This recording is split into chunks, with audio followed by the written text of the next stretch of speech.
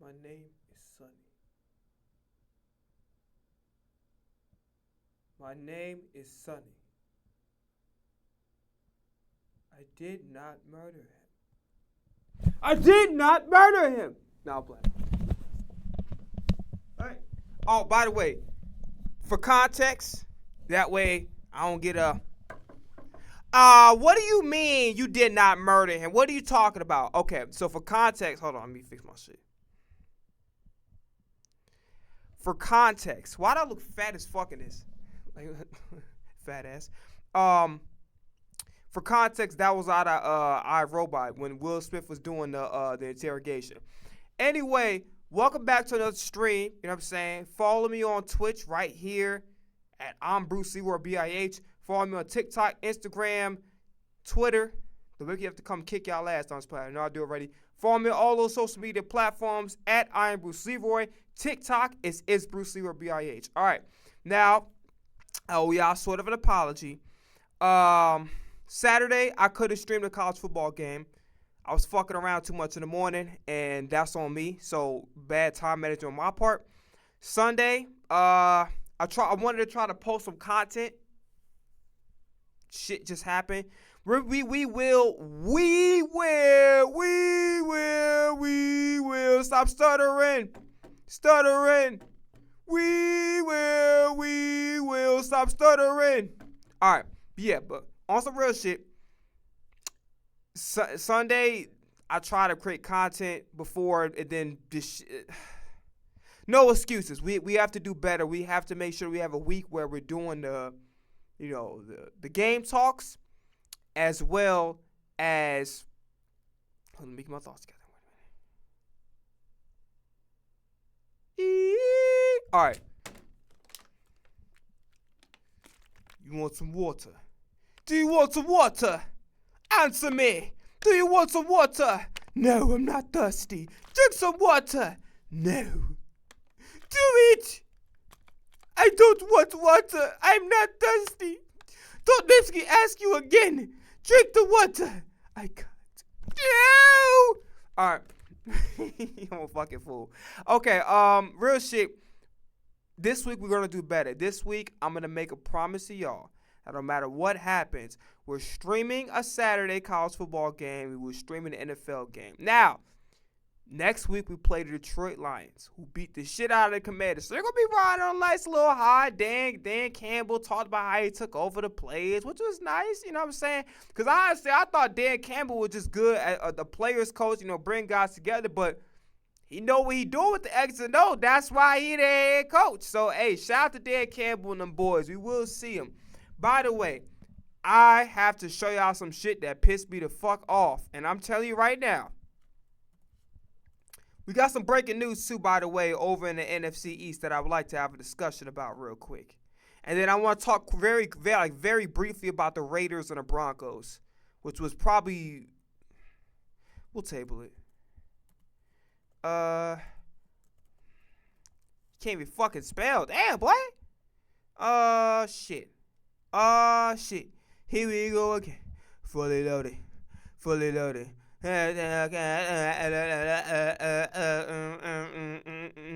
Okay, thinking. Don't you ever for a second get to thinking you're irreplaceable. You must not know about me. You must not know about me. I have another you in a minute, baby. You must not. All right, okay, let me stop getting distracted.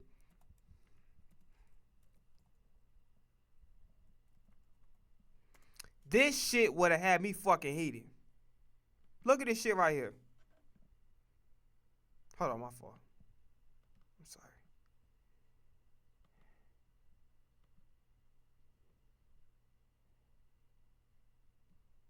Are we good? Is it muted? It should be on.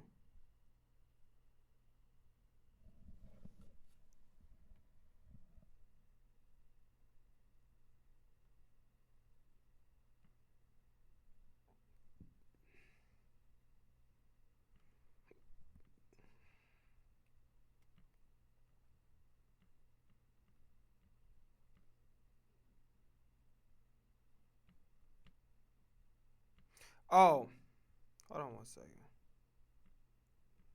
Cause I'm like headphone. This not a head. Okay, bitch. I need you to turn your ass back on. Powering on. Welcome to Alltech Lansing. Hello, it's me.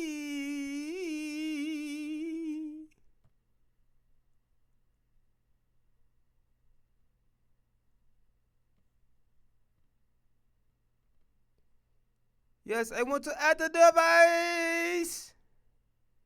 Allow. Thank you. Hello.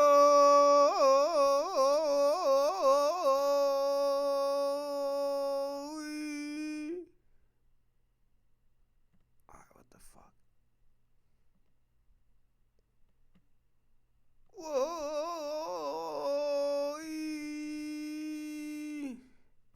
There we go. Alright, let's reload. Locked and loaded, sir. Lions are blowing out the Commanders, and frustrations are boiling over as... Hold on. It's a little too loud. It's a tad too loud. Maybe let's try 88. When you look at the screen, you might not notice anything, but when you zoom in, that's going to be number 94, Big Deron Payne, throwing a punch on Amon-Ra St. Brown's helmet. You can see Amon-Ra is kind of bracing himself when he sees him winding up. Amon-Ra scored a touchdown previously, but this was after Jahmyr Gibbs scored a touchdown. Then they went... And I saw Kinlaw talking shit to Jared Goff. I got to be honest with you. I would have been ejected. This would have been, okay, so I want y'all to, if y'all recall, Michael Thomas had a situation with Derrick Brown. For those who don't know who Derrick Brown is, Derrick Brown is a defensive tackle. I don't know if he's still on the team, but he's a defensive tackle. He came out of Auburn. He was the Panthers draft pick. So Michael Thomas, Derrick Brown. This would have been me after the game, I swear to God. And you can guess which one I'll be for sure. Now, granted, the shit that he threw up, I wouldn't have thrown up, but nonetheless.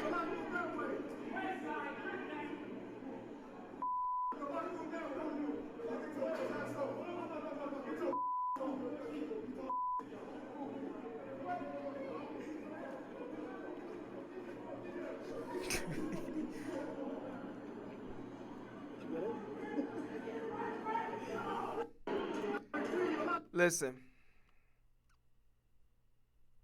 to me.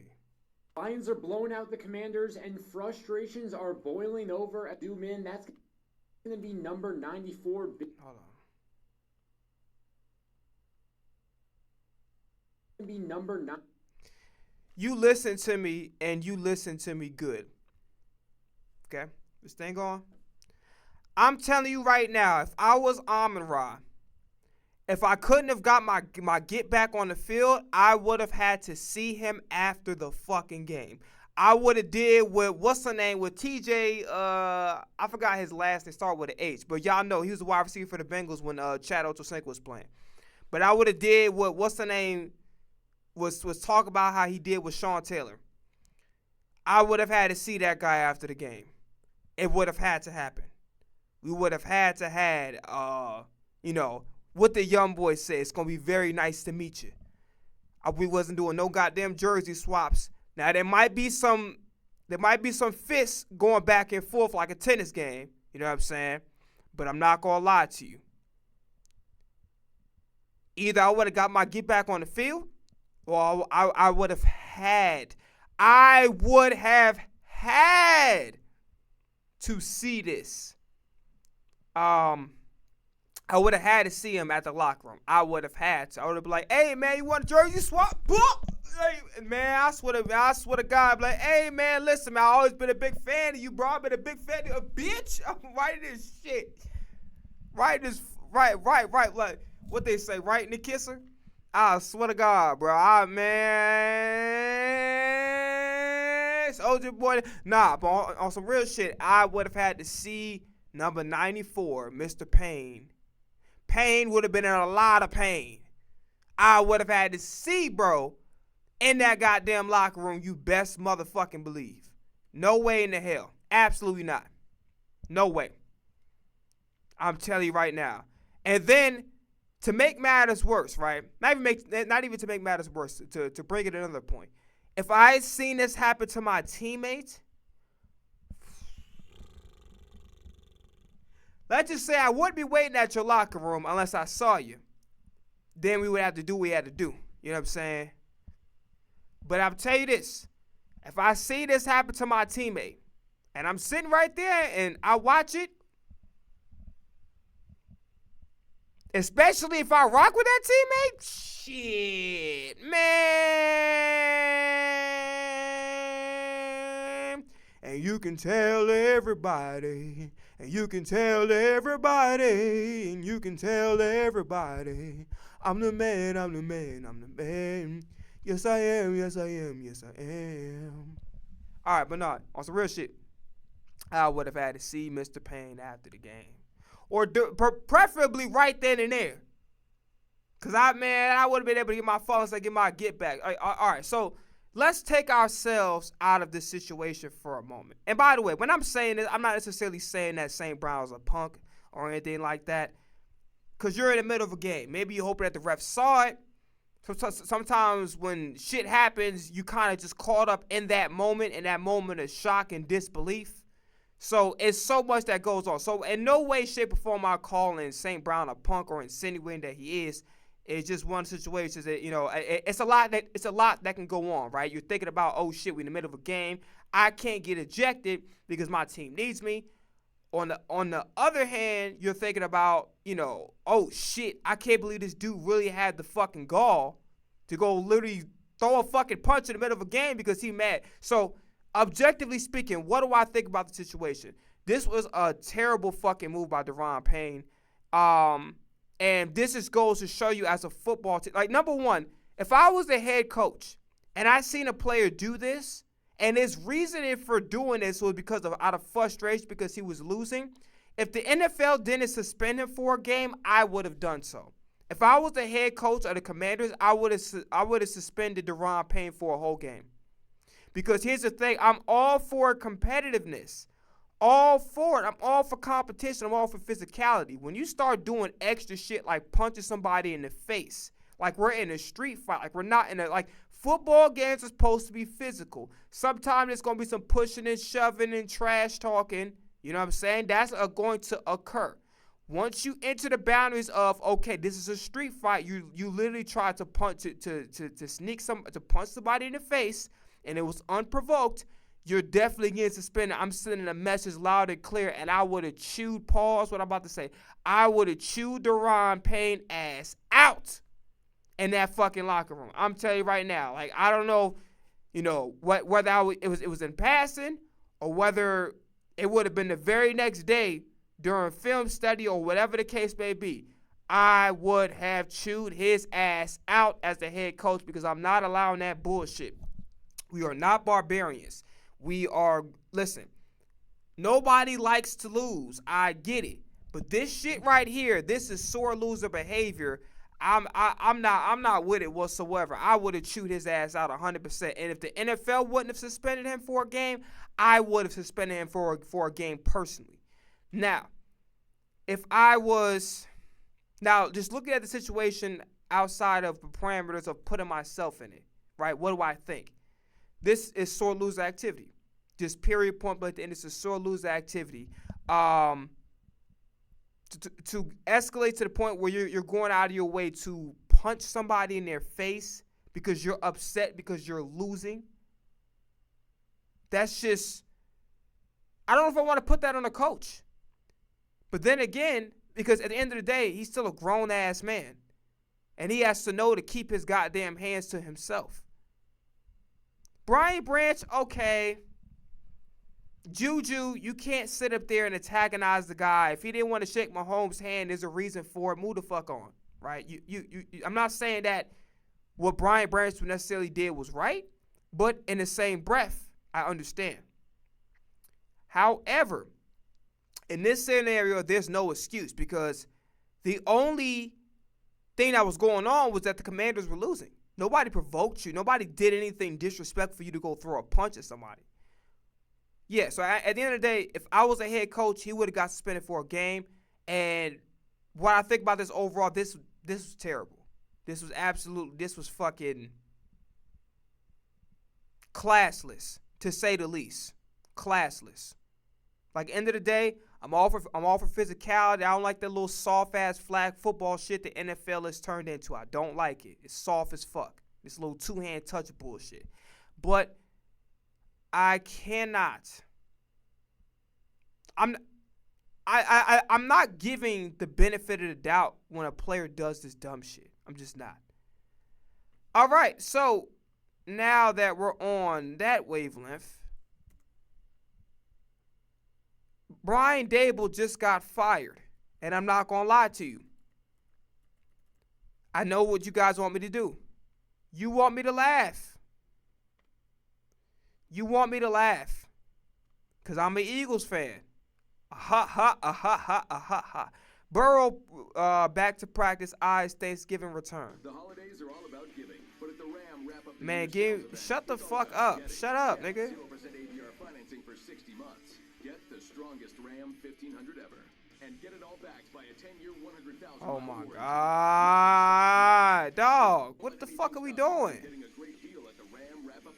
Man, fuck you and your deals. Get off my goddamn page with that loud ass audio, bro. Bitch, go on. I don't give a fuck about your stupid ass thing, bro. Is you niggas selling fucking fertilizer or watches? What is this shit? Breaking news: the New York Football Giants are moving on from their head coach. Hold the fuck up, man. It's on some bullshit. All right. I have to be honest with you. I don't like this firing. Because here's the thing. Number one, if you was going to fire the man, I would have fired him like last year. Straight up. I would have fired him last year because if you remember, I think 2 years beforehand, he made it to the playoffs, and the Giants had a really good season. But when I put more players in your team, you're not doing better. But you cannot. You have no wide receivers, okay? Sterling Shepard is a good player, but sometimes he has drop issues. Not Sterling Shepard. I think Sterling Shepard plays for the Buccaneers. I forgot. Who was the other guy on the Giants right now? I don't fucking remember.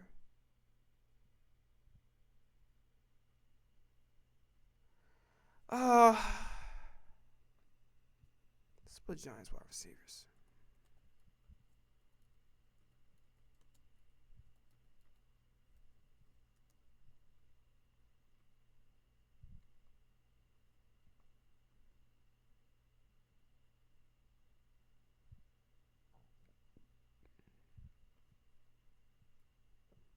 Let's go to roster. Fuck it.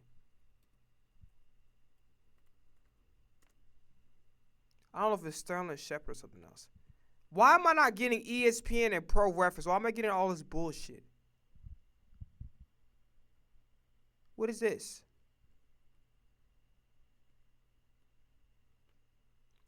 Should I just put the fucking depth chart? Oh, we got it.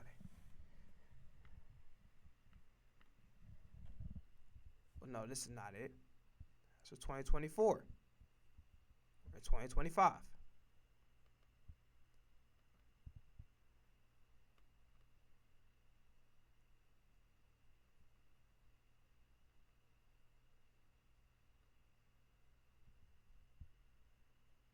Darius Slayton. He's had some drop problems. Sterling Shepard was on the Buccaneers, like I was saying. But here's the thing, though, right? Let's keep it real. You have no wide receivers, no legitimate weapons. I mean, this is why I low-key have to give even more credit to Jackson Dart to be able to be even competing against football teams with this lackluster-ass wide receiver room speaks volumes. And then their run game is completely non-existent. Like Tracy, that guy Tracy they have backing up Scatterbo, he's like a 3 to 4 yard. He's like a 3 to 4 yards a carry type of guy. Every time I see this guy, he don't break no big runs. He's not a threat in the passing game. This guy Tracy is not even really mid. I'm being out like he's again, he's like what, a rookie 1 year player. He's not good enough to be able to have a balanced offense. So you're asking a lot out of Jackson Dart to be able to carry these wide receivers who are damn near practice squad players. Maybe not Wan'Dale Robinson as much. Darius Slayton is just, the drop problems have been an issue. Your defensive line, if they can't get to the quarterback, they're non-existent. Your linebackers, I don't know who the fuck they are. Your secondary is completely depleted. So my question is, it's just like, what do you expect Dable to do? And honestly, do you expect a brand new coach to do anything different? Because the roster's still a roster at the end of the day. This roster's mediocre as fuck. So what is you I don't see how you can put this on Dable.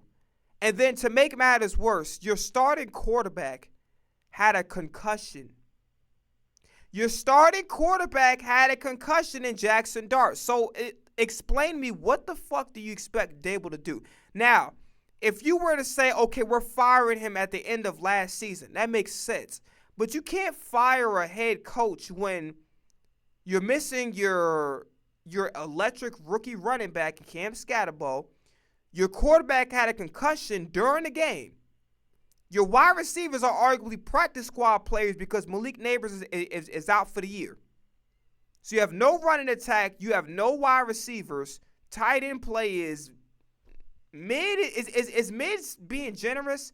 Your offensive line still got issues. Your defensive line, like I said before, is not productive outside of getting to the quarterback. Your linebackers are fucking non-existent. I don't even know who your linebackers are. Your secondary is non-existent. You have too many holes in this football team, especially now, for you to sit up here and say Brian Dable is the issue, we need to fire him. You do that shit last year. Why? I don't get why would you do it now? And what you think bringing in an interim head coach, how do you think that's going to change things? Because guess what? If I'm not mistaken, I think Jackson Dart, now don't quote me on this, but based on the concussion protocol, you get a concussion, you have to sit out a whole game. Jackson Dart is not going to play next week. I don't know if the Giants hold on, let's see what the Giants roster looking like. So Jackson Dart news.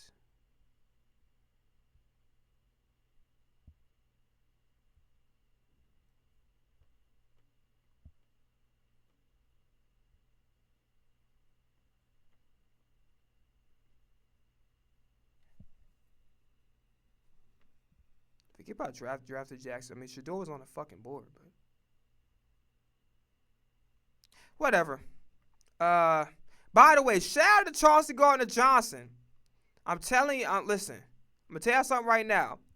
His personality is very hit or miss, which means is you either want to deal with it or you don't. And that's not a knock against him per se, because not every player is going to be the same. And he's a defensive player at the end of the day. I want my defensive player to have a little bit of nasty. I want him to have that competitiveness, that dog him. So I'm not necessarily upset. Like I'm gonna be honest, I like Charles Gardner's personality.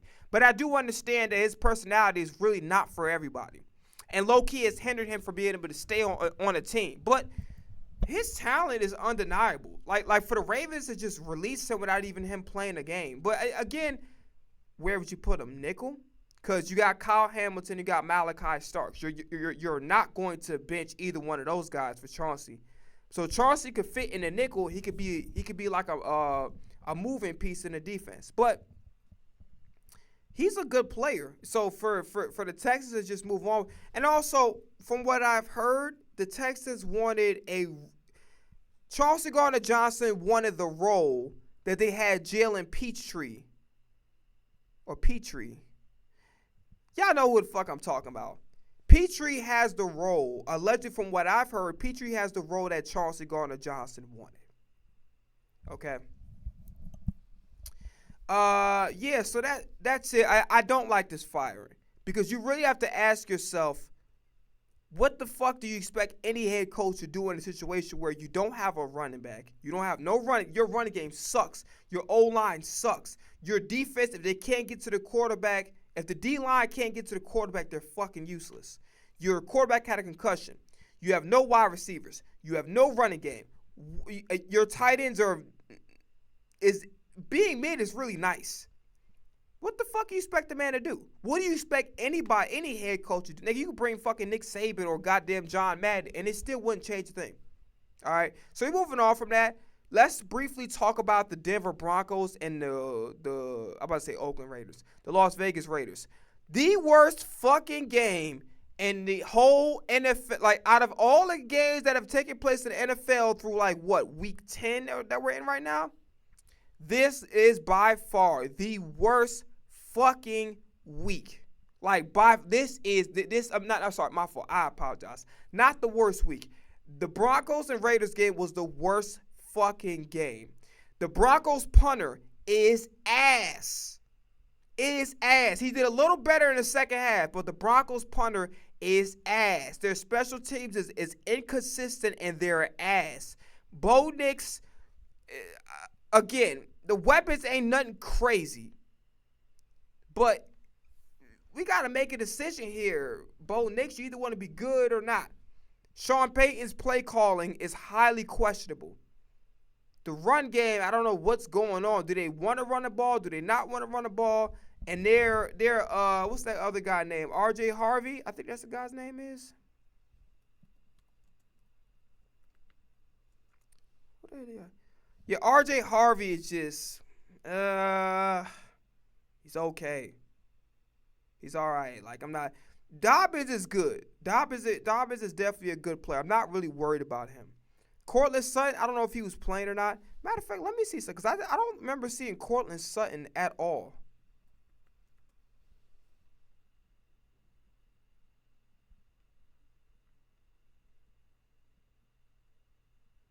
Okay, so he wasn't. I don't really feel like they actually try to give him the football. You got to go give Cortland Sutton the football. You got to go try to find a way to get him open. So that's another thing. The culture malpractice is just crazy. For the Raiders, Genty has no fucking room to run as usual. Brock Bowers, their best football player, was not even – they didn't even try to make it a priority to get him open and try to get him the football. Geno Smith, his team don't respect him. Like, I think he's here's the thing. Here's my honest assessment of Geno Smith. I think Geno Smith has a lot of talent. I'm very impressed with the fact that he's able to lift off the curse of being a bust. He was able to lift it off himself and have a pretty solid career so far. But now the next step is you got to play good game manager football. I'm going to tell you what pisses me off about a lot of these conversations about Jalen Hurts. Everybody thinks that it's just talent, or talent is the only negotiating factor, and we can't have a conversation about nothing else. So if it's not about talent, then it's a useless conversation. Here's what every single person got to realize, bro. I look at quarterback play in two ways, not one. Because to me, you have to have the complete assessment of how good a quarterback is. Most of you guys look at one metric. What is the metric? Arm talent. The explosive plays. The shit that looks good for the highlight film. The shit that looks good in a TikTok edit. The shit that looks good in the regular season. Maybe in the playoffs on some occasions. But your ability to manage a game is what wins you football games. Hurts has both. He doesn't have the most domineering physical talent, but his physical talent is good enough, is more than passable if you ask me. Underrated in some respects and more than passable to be able to uplift the team. But the biggest thing about what Jalen Hurts is supreme over all these other quarterbacks, he takes care of the fucking football.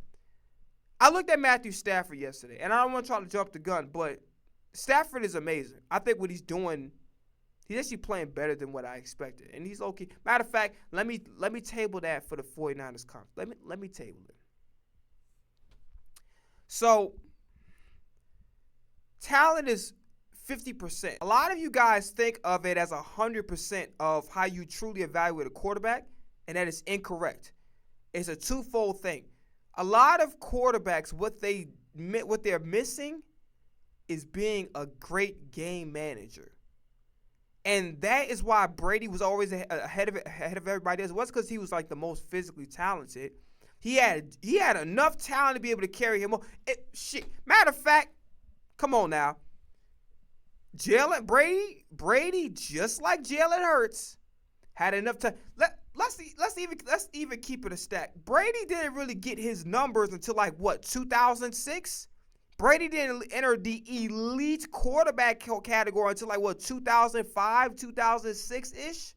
So it took him a while to get going. The defense and the special teams was carrying him for a little bit. And then when he finally got the numbers, then it is what it is. And if you pay attention to the Super Bowls, Brady wasn't lighting shit up. Even when he got those Super Bowl MVPs or whatever towards I say maybe the 5th, 6th-ish ring, 7th, whatever case may be, Brady wasn't lighting shit up.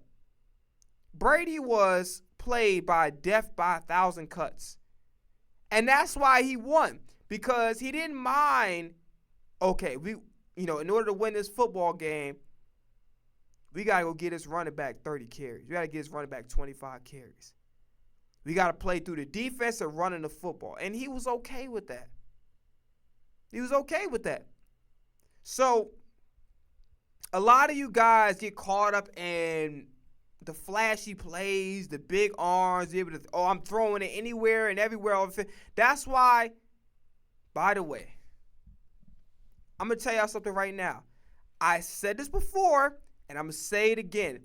If the motherfucking Buffalo Bills do not run the ball with James Cook, they are not winning shit this year. I'm going to say this one more time because I see a lot of y'all complaining about if Keon Coleman is it, does he have weapons? First off, let's stop acting like Shakir is some kind of bum, okay? Let's stop acting like Elijah Moore is a bum. Let's stop acting like Dawson Knox and Dalton Kincaid is a bum. Let's stop acting like he doesn't have a fucking offensive line. Let's stop acting like the defense isn't passable. Now, granted, the secondary, while good, they get injured a lot. So they're working with a lot of backups, okay? So maybe the defense isn't the best as a collective, but they have good players, especially on the defensive line. They just acquired Joey Bosa, right? By the way, if getting a fucking wide receiver was so important for the Bills, the money that they would have spent on fucking Joey Bosa, they could have literally spent that goddamn money on getting a wide receiver. They did not. Next, they could have set up there and pitched something to Devontae Adams. Next, they did not. They did not. Okay? So if it was so important for them to get a wide receiver or get elite or whatever, we have to stop acting like he's playing with fucking bums. He's not. He's just playing with serviceable players. And maybe Keon Coleman potentially is misutilized, but what we got to stop doing. Every time Josh Allen loses, oh, poor Josh Allen, he has no weapons. I've seen what no weapons look like. Matter of fact, the sympathy that we should be having should be for Lamar Jackson. Why the fuck doesn't Lamar Jackson got one wide receiver that he can go up, throw that shit up there, and he's coming down with it? We not talking about, listen, Zay Flowers is a good player. And again, I've argued at length with with credential reporters. I've argued at length. But guess what? I don't have to argue no more. The results will speak for themselves for the Buffalo Bills and for the Baltimore Ravens. Baltimore has committed severe malpractice when it comes to Lamar Jackson's career. Get him a fucking wide receiver he can throw that goddamn ball to, and he's coming down with it every time. You did not. Zay Flowers is a poor man's version of Devontae Smith. I've said this 1,000 fucking times. So the person I'd be like, oh, poor Lamar Jackson. Poor Lamar Jackson for their weak-ass front seven outside of Roquan Smith and that defensive end that got injured is out for the year. Poor poor Lamar Jackson. Poor Lamar Jackson not having one fucking wide receiver he could throw it to again. Because listen, Bateman has improved, but he's a light 2, wide receiver 3 on most other teams, okay?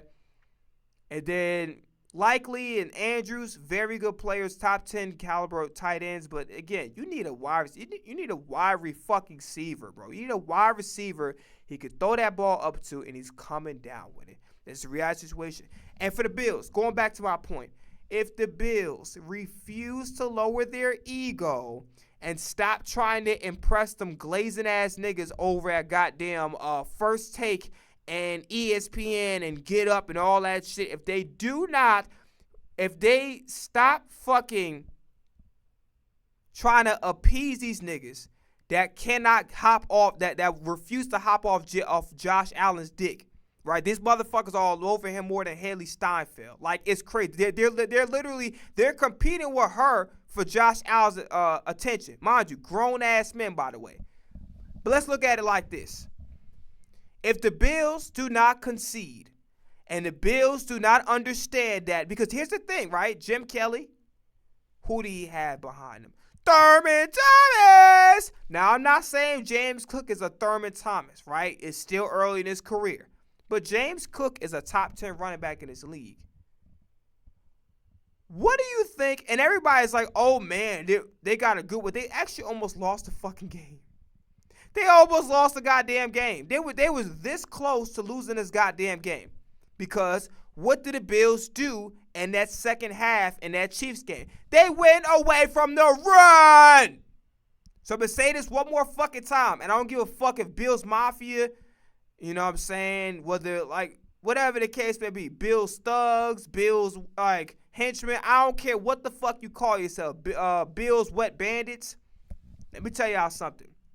If James Cook doesn't get the fucking football, y'all are not winning shit.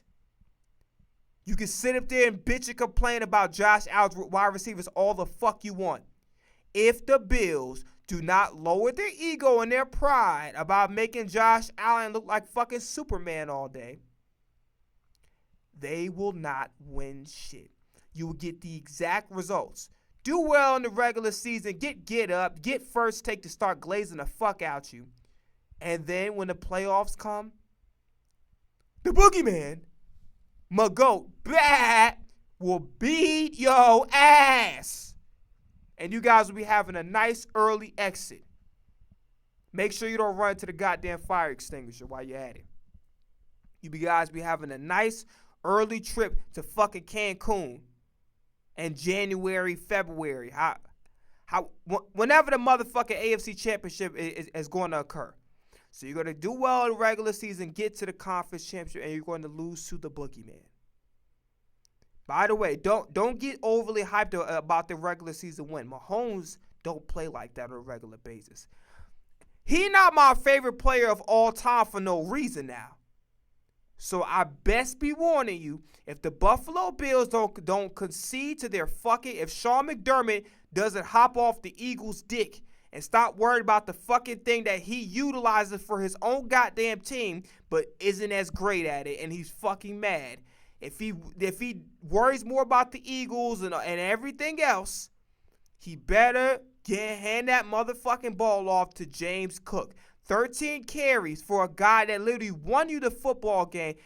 He allowed you to get a big lead, and guess who ended up getting who ended up clinching the win for the Bills? James Cook off a screen pass. What does that mean? Give him the fucking ball. And I'm not even going to lie to you. I understand why James Cook, because in the beginning I'm like, hold on now. You kind of overvalue yourself. Then I'm starting to look at these Bills games. And it's the same determining factor over and over again. Everybody wants to bitch about, Josh Allen needs help. He needs help. I want to help him. Get him a wheelchair. Why does he have to walk? Hey, sit on my back. I'll walk you to the stadium. I'll walk you to Orchard Park. Don't worry, Josh Allen. I love you. That Haley stopping that bitch in the way. Get her out the way. I love you, Josh Allen. The Bills do not fucking involve James Cook as the primary focus of their game plan, the Bills ain't winning shit. Now, and that's why they got their asses beat in Miami. 13 carries is unfucking acceptable. And you had these gaudy ass, 300 yards of four, and it did not work. But guess what y'all are doing? Bitching about his weapons. Now going back to the Broncos and the Raiders game. I think Geno Smith has a lot of arm talent. I think he's a talented football player. But he has a huge ego about his arm, and he severely overestimates how good his arm really is and about the windows that he truly can fit the ball in and where he cannot. Like, how should I put this? He thinks he can put the ball any and everywhere. The results? A bunch of interceptions, turnovers, drive killers, and missed throws. So the element that the element that Geno Smith has yet to master, and what the next step of his game has to be with the evolution of his game if he wants to stay a starting quarterback of this team, because instinct tell me, especially how the Raiders are going, unless he somehow miraculously turn this shit around, which most likely is not happening, Geno Smith will not be a starting quarterback. He'll be at best a spot starter moving forward. If he wants to remain a starting quarterback, whether it be of the Raiders or any other franchise, he has to learn how to manage a game. Take the checkdowns. Stop forcing fucking throws that aren't there. Stop overestimating your arm talent. And that's what Jalen Hurts does. And that's what I think Jalen Hurts has been so amazing this year, is that he takes what the defense gives him. He takes what the defense gives him. And that is the difference between him and most of these other quarterbacks that y'all glaze the fuck out of. He takes what the defense gives him. Especially this year primarily. I think that overall throughout the years he's had a hard time of, okay, I'm looking at A.J. Brown, looking at Devontae Smith. They're not open. Let me go through all my progressions. He's doing a much better job of getting the ball out of his hands, playing in rhythm and in timing and anticipation. He's done such a fantastic job. He's also done a great job of changing plays at the line of scrimmage and utilizing and trusting his instincts more. And then when things are out of hand, taking command on the field. So I think Jalen Hurts has done a fantastic job of that. Okay? But if Geno Smith doesn't learn how to manage the game properly, he will be nothing more than a spot starter moving forward. So he has to learn how to manage the game correctly. And it's not hard. Just stop forcing throws, prioritize taking care of the football. And it's clearly evident that, I don't know about the whole team holistically, but I have a feeling that they don't respect him, because I'll give you a case. I'll give you an example. So Raheem Mostert, I think it was in the first quarter, Raheem Mostert did a bad job. He did not kick out to block, and he allowed a free rusher at Geno Smith. So it was Raheem Mostert's fault, 100%. So his quarterback was trying to talk to him. Maybe in not the nicest of way, but he did what he needed to do. He needed to get on his ass, and there's nothing wrong with that, right?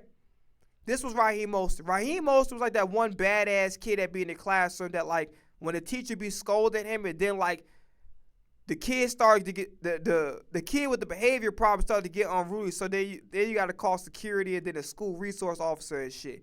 But this was Raheem Mostert's face, even after the fact. Matter of fact, I'm going to show you two things. I'm going to show you Raheem Mostert's face from my end, and then I'm going to give you a visual representation of what Raheem Mostert did in the aftermath.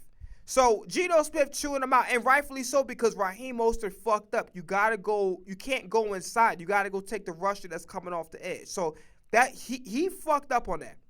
So he's supposed to kick out. He did not. Geno's telling him, he's like, man, like, this is his whole demeanor. Like, if you've been in public school and you know the maybe one, two, maybe about like less than a handful of badass kids, this they whole attitude when the teacher be talking to them. The teacher be like, I'm tired. I'm sick and tired of every time I clap. Man, shut up talking to me, bro. Shut up talking to me, bro.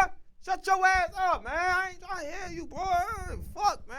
All right. Okay. All right. Like, his whole demeanor was like, yo, man, shut the fuck up and get out of my face.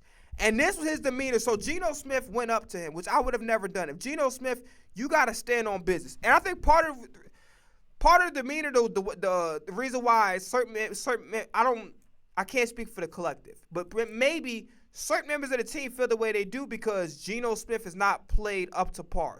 So sometimes it's like if you're trying to be a leader and your play is kind of like ass, it's not going to work. So let me give you a visual representation of what. So Geno Smith went back up to him and try to make up for him. This is exactly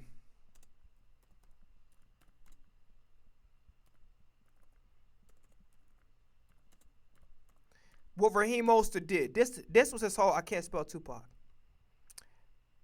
This is what he did. I want you to pay very close attention.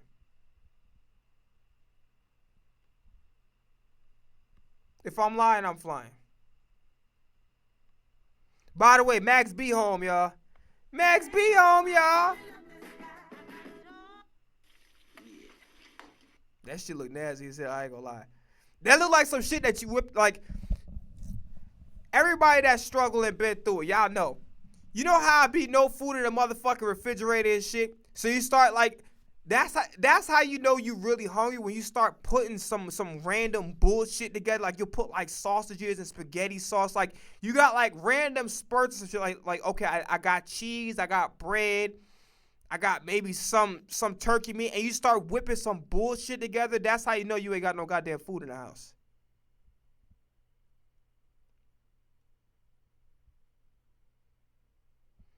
I want you to pay attention. This was Raheem Mostert's reaction to Geno Smith to Geno Smith coming over and trying to make up for the situation. All right, we're gonna squash it. This Raheem Mostert, y'all. What do you say, Bishop? That's cool. This Raheem Mostert, I swear to God.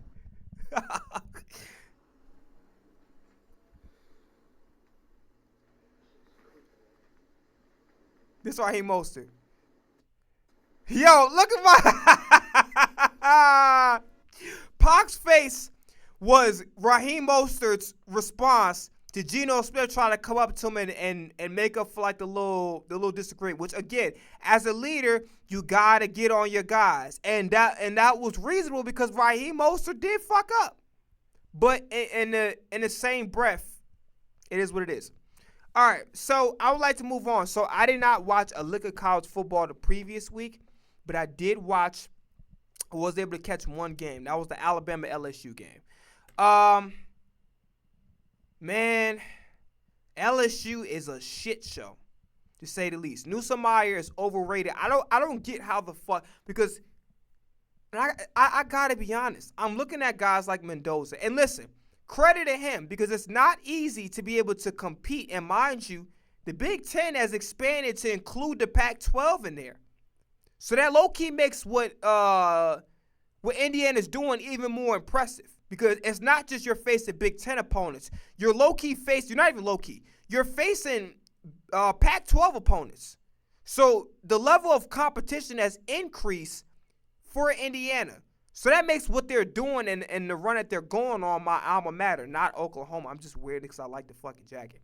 But that makes low-key what Indiana's doing even more spectacular, because they have to face even more competition because they decided to merge the Pac-12 and the Big Ten together, which I fucking hate to this day. But that's a soapbox conversation. That's another story for another day. I put it in my previous videos about what I think about it more in depth, if y'all watch my previous streams.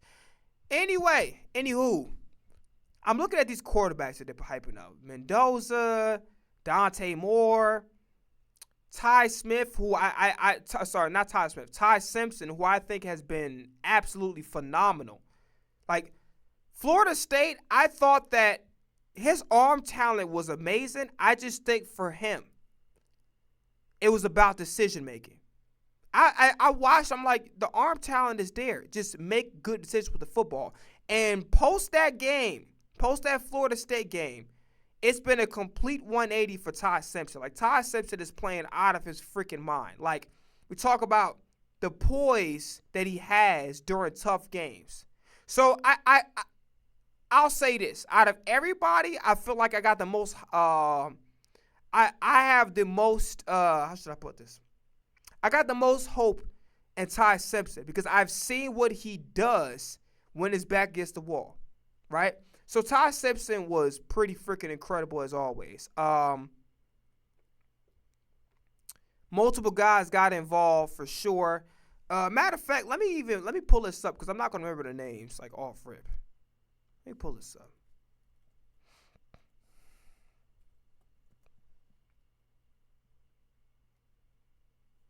Ty Simpson tells reason he believes Alabama.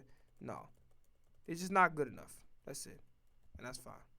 And it could be the offensive line not getting enough push too. God damn, what the fuck?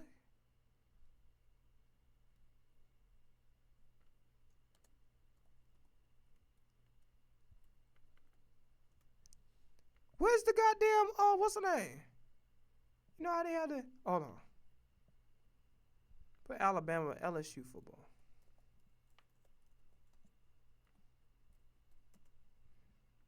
Bro, where the fuck, oh my God, where is the, what's the name?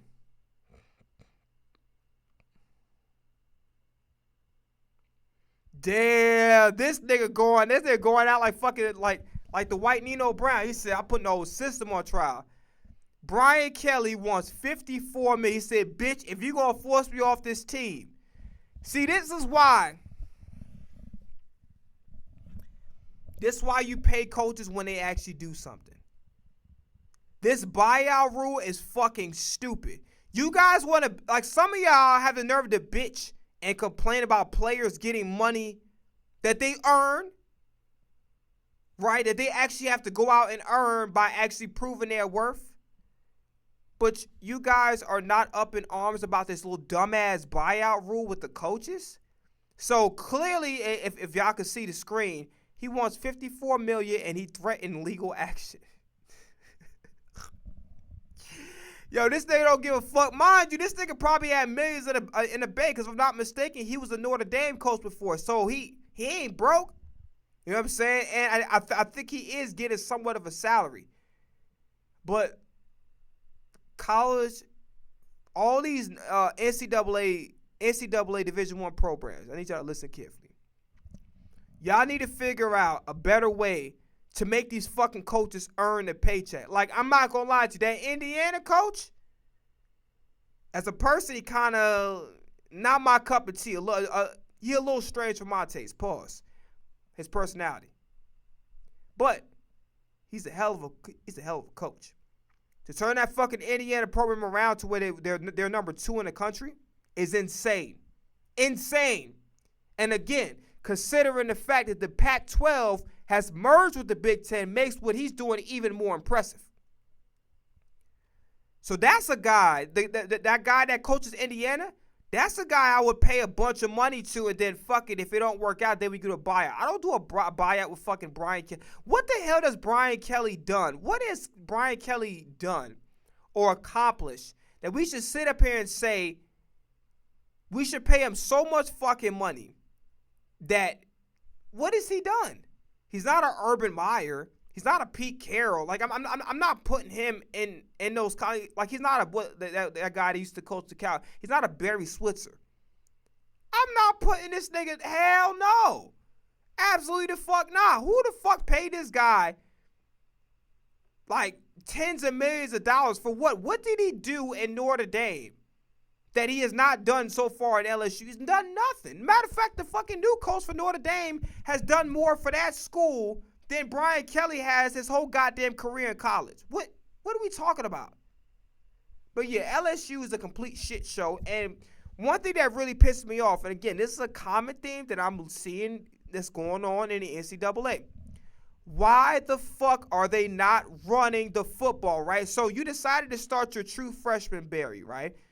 If you notice, you've been paying attention, when Barry gets the football, he does some pretty good things with it, right? When he gets the football in his hands, he can the guy can play. What is the point of giving him a promotion if you're not going to utilize him? It makes no fucking sense. Please make it make sense, bro. Make it make sense. So, as a matter of fact, we can go to NCAAF. Just in general, because I got to remember the names. What is going... Oh, no fucking wonder. No wonder. No wonder. No freaking wonder. No wonder. Alabama should be number 4. To me, they should be number 3. I don't know. Indiana and then Ohio State, and then after that, I don't know another team that's true. Like I would actually say is better than Alabama right now. I'm sorry, I don't know who's doing these rankings, but Alabama is definitely number 2. Like 12, it's inexcusable, dog. It's inexcusable.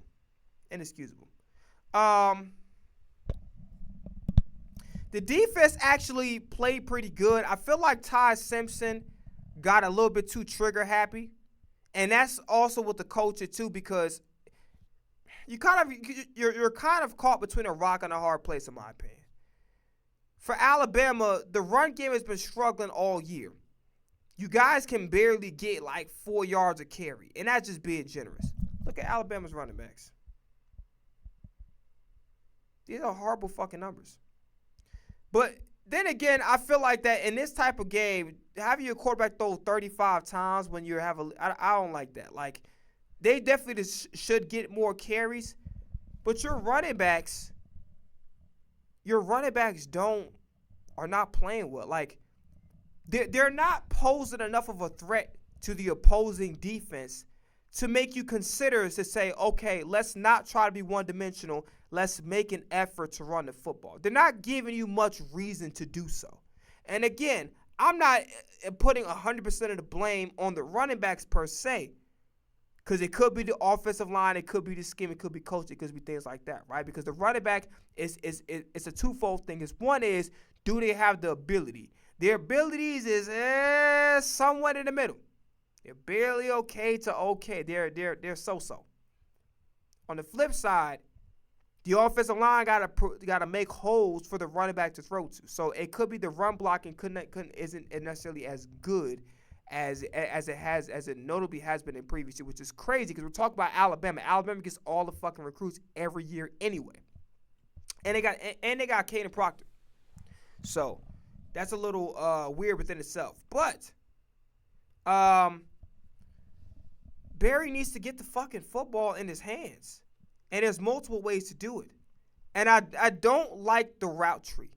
And again, LSU done dealt with some injuries. Defensively wise, they lost number 40. That was the captain of their defense. That was the most important. That was the best player on their defense. They lost him. They lost some guys, some wide receivers early to injury. So, but the route trees are terrible. The route trees is absolutely garbage for LSU. Like you cannot just keep dumping the screens over and over and over again. You have to stretch the field. LSU the offensive coordinator, whoever's calling these plays, did not do a good job of stretching the field. And Newsom Meyer, I'm going to be honest, like I watched him against Clemson. If you thought for a fucking second, and I'm sorry, I got to say this, and I don't give a shit who I offend when I say this. I got to be honest. If you walked out of watching the Clemson and LSU game thinking that Newsom Meyer was a Heisman candidate or Newsom Meyer was like a bona fide top pick in the draft, you need to go get your nigga, you need my glasses? Because I don't know what fucking game you're watching. I saw a quarterback who was okay, didn't have the it factor. I saw an okay quarterback. I saw potential. I don't really like using the word system quarterback because I feel like that every quarterback, regardless of whether or not they're explosive or have the it factor or not, needs to be able to operate in a good system and under competent coaching. So I don't like using the word system, but he's a system guy. He doesn't run extremely well. He's not extremely athletic. His arm isn't out of this world. So I thought watching the Clemson game, I'm like, okay, this is a tight football game between these two ball clubs, between these two schools, I should say. Newsom Meyer did a very good job of making good decisions with the football. But I never looked at Newsom Meyer and said this nigga was a generational talent or he is the bona fide best quarterback in NCAA. No. Hell no. Absolutely not. I even thought that goddamn Alabama with their loss, I thought Ty Simpson was a better player. I just think that Ty Simpson needed to clean up his decision making. You know who else was a better player? Sawyer fucking Robinson. Sawyer Robinson to me is my favorite and probably the best quarterback in the NCAA. The issue is that Baylor defense is fucking garbage. So if Baylor isn't scoring a bunch of points and going tit for tat with football teams, they're fucked. And one thing about trying to compete for a national title, trying to compete in the college football playoffs with all of these higher skilled teams, you got to be able to play good defense and be able to force some 3 and outs. You got to be able to control a game. It's not the NFL where you can sit up there and go back and forth for the team and be able to win some games or whatever. Like it's like 45-45, and then you win by a game. This is college.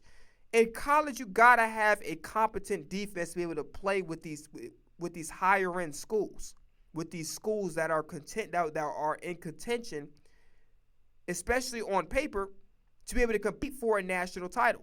You got to have a great defense. Baylor's defense is atrocious, but Sawyer Robinson is fucking amazing. He's amazing. That guy's amazing. Like, he's my favorite quarterback to watch. I think he's better than Mendoza. I think he's better than Ty Simpson. I think he's better than all them guys.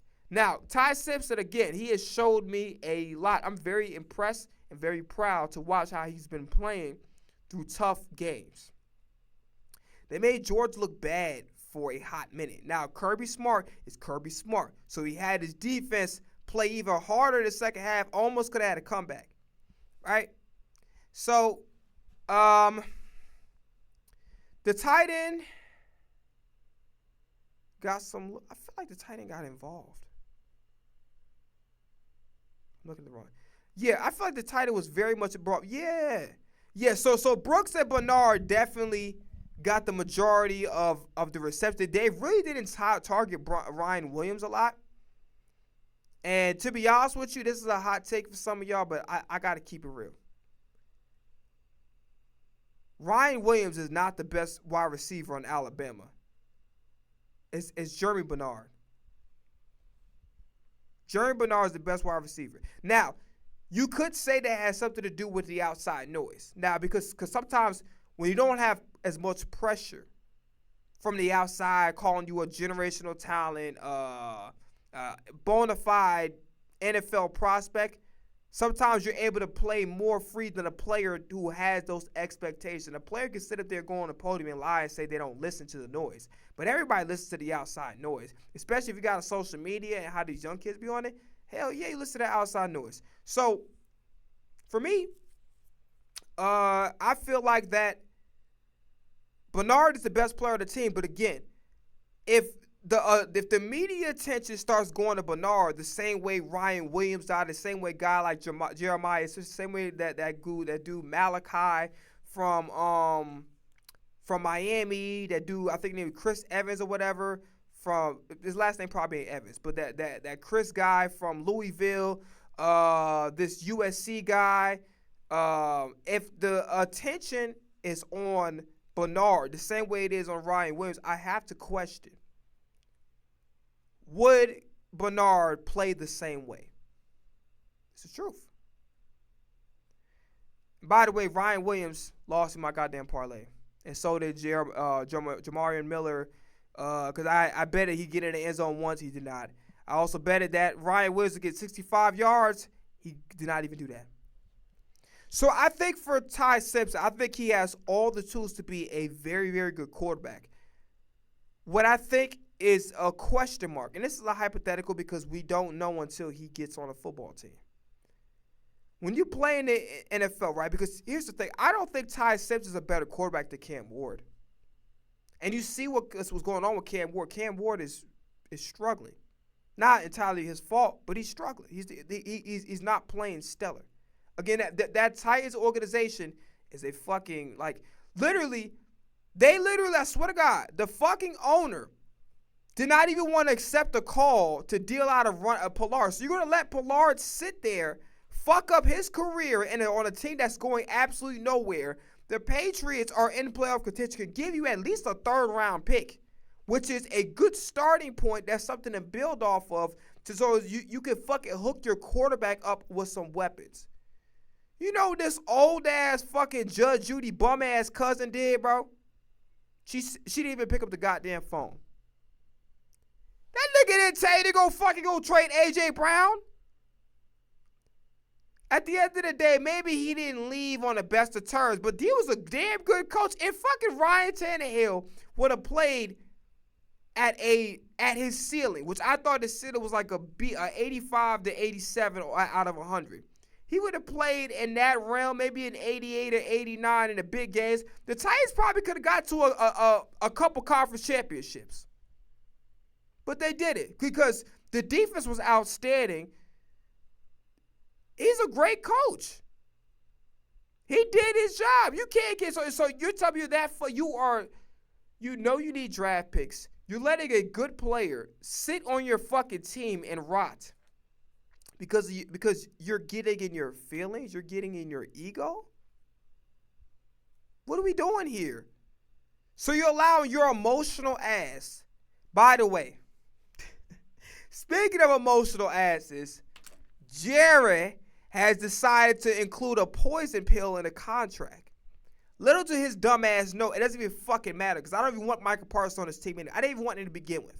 Because every time I turn the fuck around, he doesn't know if he wants to be a fucking fan or he wants to say fuck the Eagles and Eagles fans SMD. Y'all already know what that means.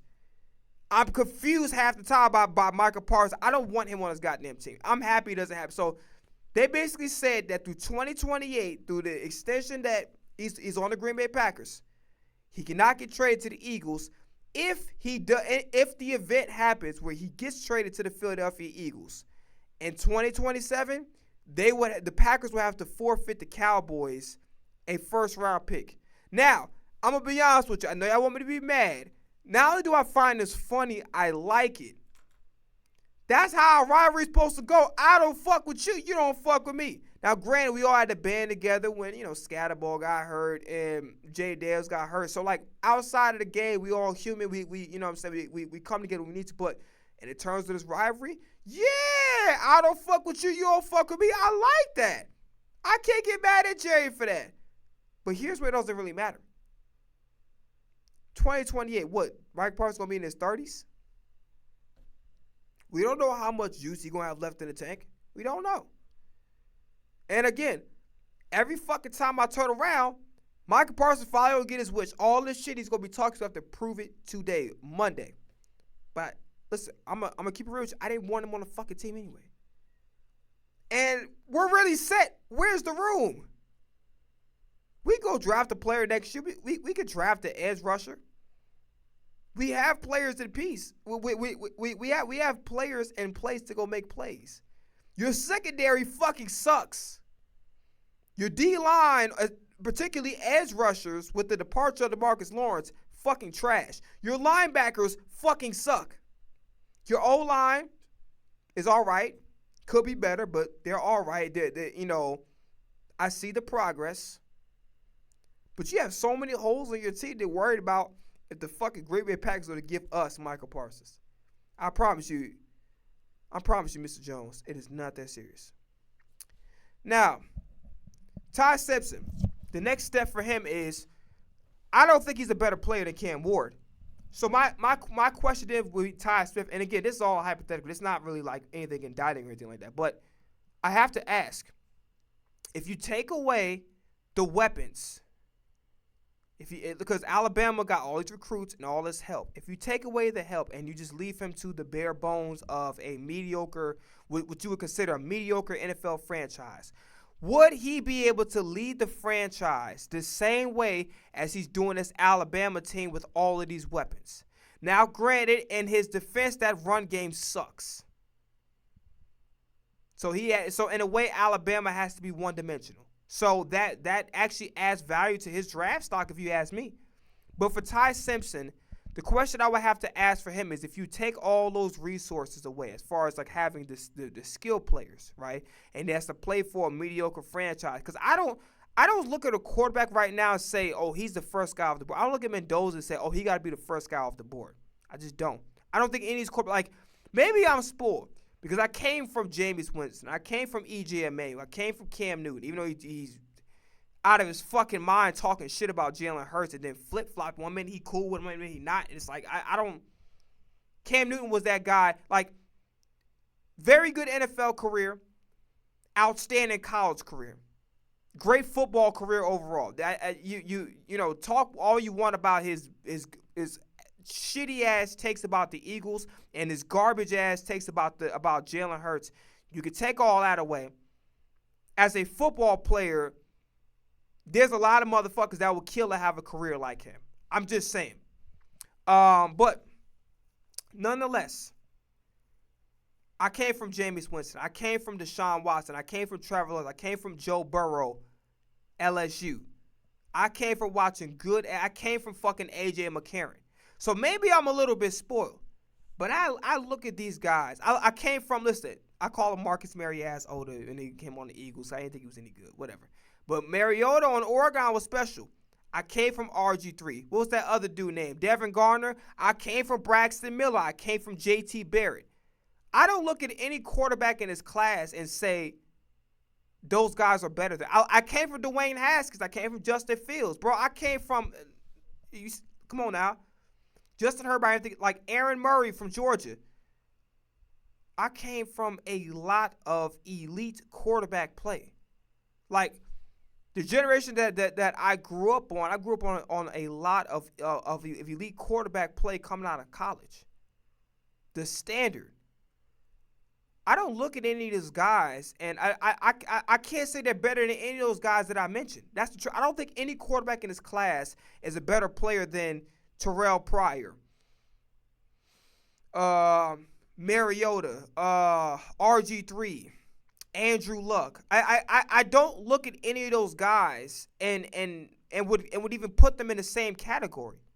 I think that overall this year's quarterback class is very weak. Now, Ty Simpson, I think he's probably the most complete player out of everybody. But again, I would have to ask, will his skill set and will his poise transfer if you give him little to no resources and what most likely will be like the worst team in the league, the bottom 5, bottom 10 team in the league? If you give him less to work with, would he still be able to maintain a high level of performance?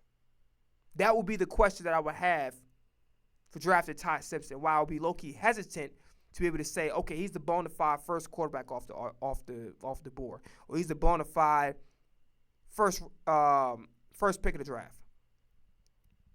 You get what I'm saying? So that'd be my, that'd be how I would consider the draft process. Let's move on from college. Let's talk about the NFL. So I didn't get a chance to finish up the Ravens and the Vikings game. I do want to make a few comments. Number one, we got to stop killing Justin Jefferson so much because he's elite. He's proved it multiple quarterbacks, multiple times. You can't expect the guy not to get the goddamn ball and to sit up here and say, oh, yeah, he's supposed to be whatever. No, like, bro, he's human, right? Now, we are going to watch the highlights today because I didn't catch the whole game, so I got to watch from the beginning. I watched, like, a few of the highlights, but I want to watch the whole thing with you guys, which we will do. But this what I will say.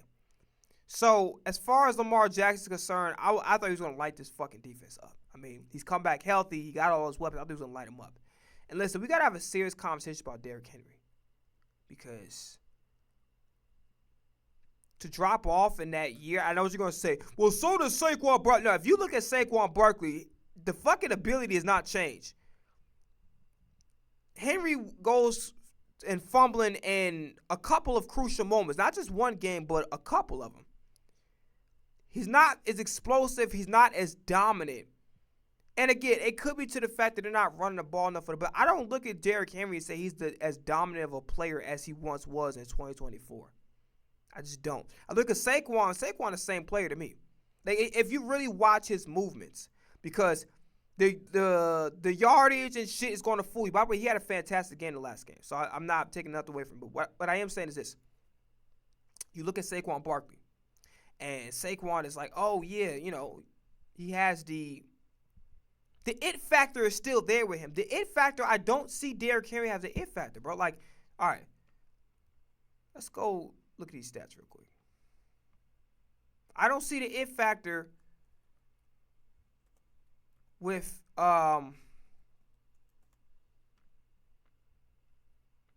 Derrick Henry anymore. I just don't.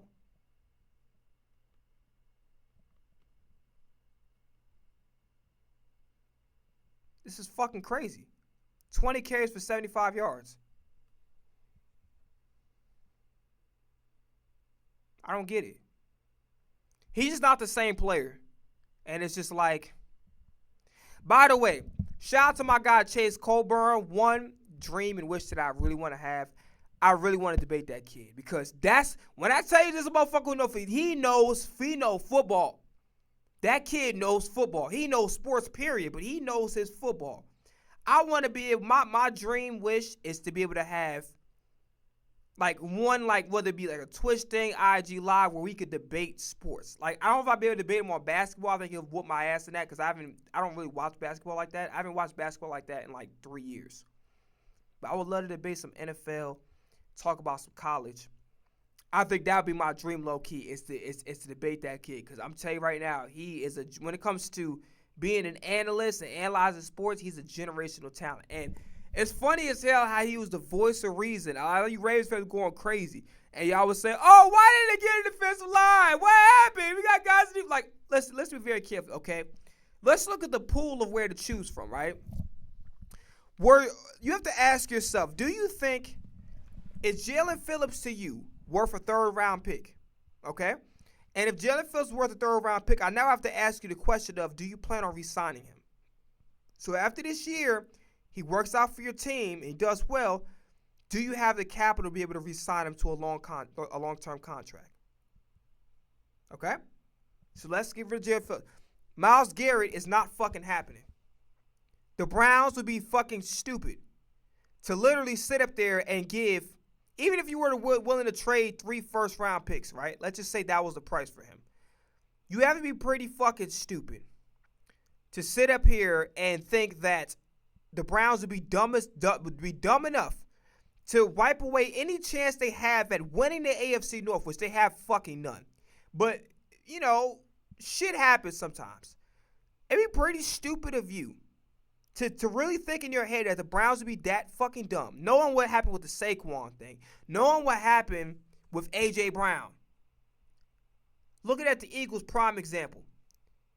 You think with all these examples out there, GMs getting fired, that motherfuckers will risk their job security and risk their future for Myles Garrett? Come on now. You got to understand, it's hard out here in these motherfucking streets. They cut and snap and everything. It's the wild, wild west. This motherfucker. Listen, society is getting worse. The job market is ass. All right? So you think these people are willing to risk their job security and risk the franchise to give away 3 first-round picks for Myles Garrett? Myles Garrett is a proven talent. As if they're not in the same division. Okay? Who in the secondary was you going to get? Sauce Gardner? Do you think Sauce Gardner was worth? Do you think Baltimore? Because here's the thing: Baltimore has so much other stuff they need to get. They need, first off, they need to get a linebacker to. They've never quite replaced Patrick Queen's presence on that defense. They need to continue building that corner. The offensive line, you can never have enough offensive linemen. Defensive line, you can never have enough. And really, they need to get strong in that interior. Baltimore needs to get strong in that interior. So the defensive tackles, okay. Now, could you have said to me, okay, I'll give up some picks for Quinnen Williams? That's probably one thing that, you know, as a Baltimore fan, I probably could side with you. I think that if Quinnen Williams was available, I would have made the call and I would have gave up my first round pick for him. Because think about it. What do you think Baltimore's going to spend their first-round pick on? We're going to spend their first-round pick on. So if all it took was one first-round pick, I would have gave it to him for Quentin Williams. But edge rushers, you're not getting anybody. Secondary, Sauce Gardner. You think Sauce Gardner's really worth 2 first-round picks? Because your team's not complete. They got a good team. Your team is not complete. Your team needs to continue to build offensive line depth, and they need some fucking wide receivers. They need some bona fide. Lamar, throw that bitch up there. They going to grab it.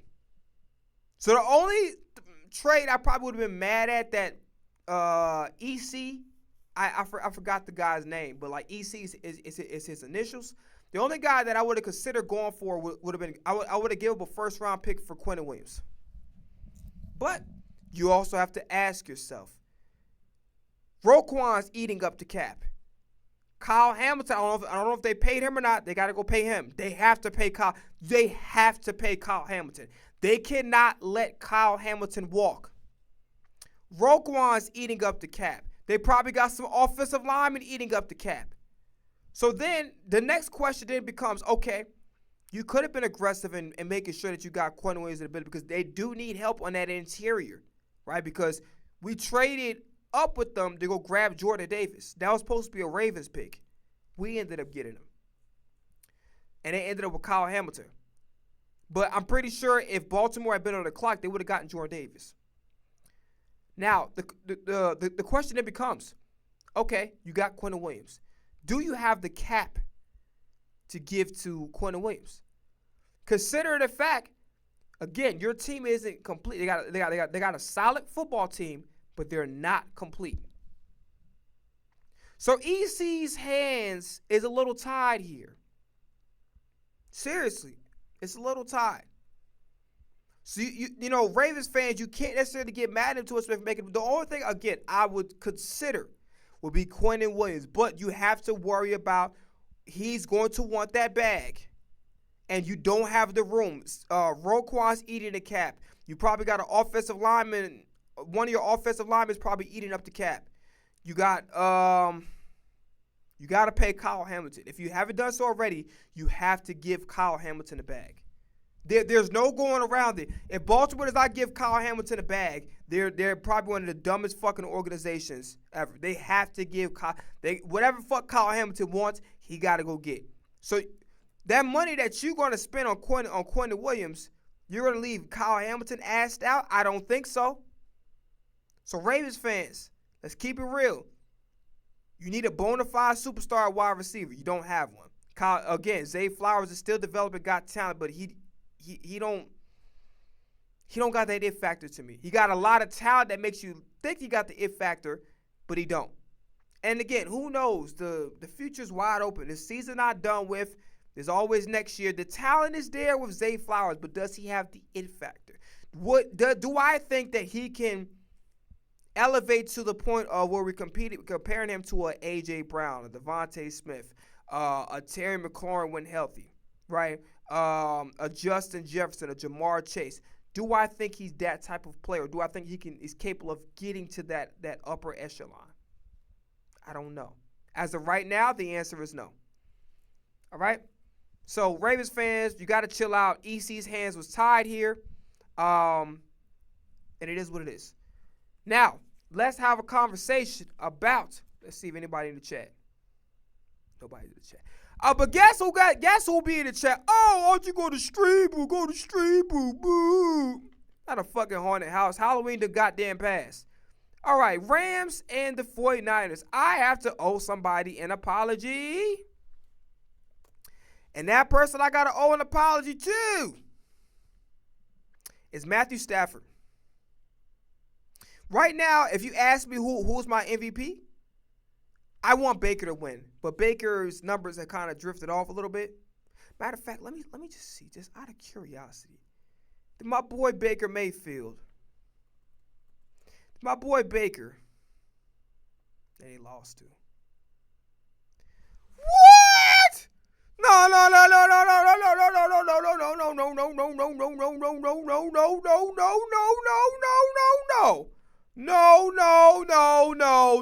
No, we're not doing doing this shit. We're not doing this shit. We're not doing this shit. We're not doing this shit. We're not doing this shit.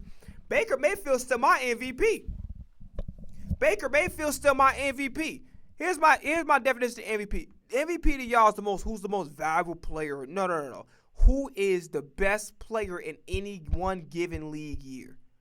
That's Baker Mayfield. The numbers say it. 273, 3 touchdowns. With playing with one wide receiver. And Emeka Egbuka. One wide receiver. He don't have Chris Godwin. He don't have Mike Evans. So he's missing 2 potential weapons that his numbers could look big. He's been pretty much working with Emeka Egbuka all goddamn season. Emeka Egbuka all season. So he has one guy he's been working with. And he's putting up MVP level numbers. I'm sorry. I don't know why I sound like a fucking baby. I'm sorry. Now, if you want to tell me Jonathan Taylor, because Jonathan Taylor, I don't have to look at the stats. I already know he had a monster game. You want to see Jonathan Taylor? Cool. Have no problem. But I'm not tossing Baker Mayfield out the MVP category. Hell no. These stats are just with Emeka Egbuka. That's it. And Ted Johnson got a lot of talent. Good draft pick. But the guy that, when I talk about a guy you throw to, he going to go up and get it. That's a Jackson Smith and a Jigba. That's a Puka Nacua. That's a prime Cooper Kupp. That's a AJ. That's a Devontae. That's a Devontae Adams. These guys, you throw it up there, they're going to come down with it. That's a Amon-Ra St. Brown. That's a Emeka Egbuka. So he's only playing with one of those guys that he can rely on consistently to catch the ball. And he's putting up MVP level stats. Yeah, he lost, but so what? And no picks, by the way. So because his stats dipped a couple games, you're going to just act like he doesn't exist? Oh, no. This is my pick for the MVP, but anybody that says Jonathan Taylor, I'm not upset with you.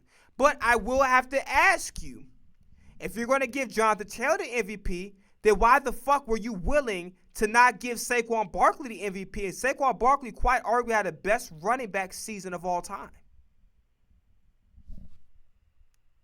I have to ask. If you're going to give Jonathan Taylor the MVP, which I wouldn't be upset about, I wouldn't be against it.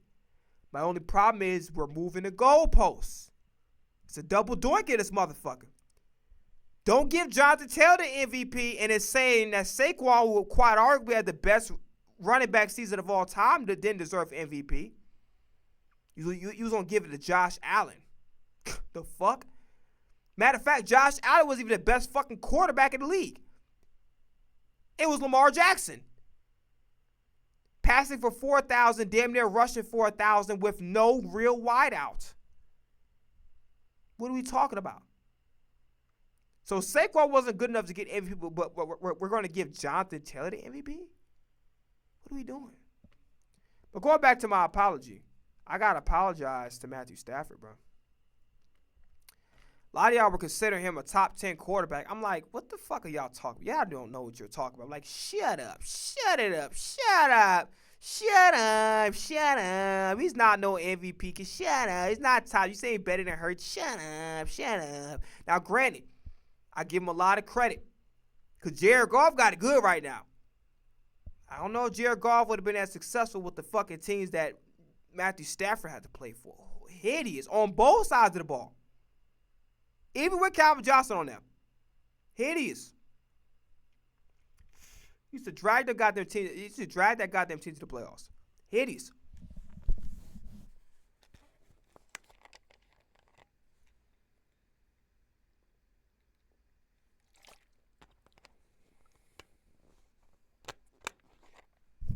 Stafford is a very talented guy. I think he's a Hall of Famer, especially for him doing what he did in Detroit. He got a ring.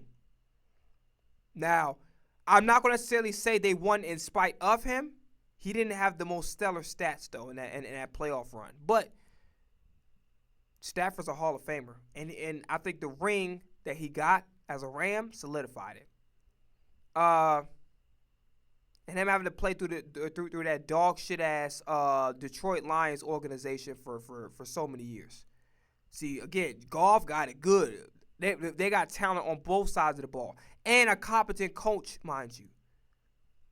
Come on now. If you ask me, okay, would I rather just play with Calvin Johnson or play with this motherfucking Lions team now?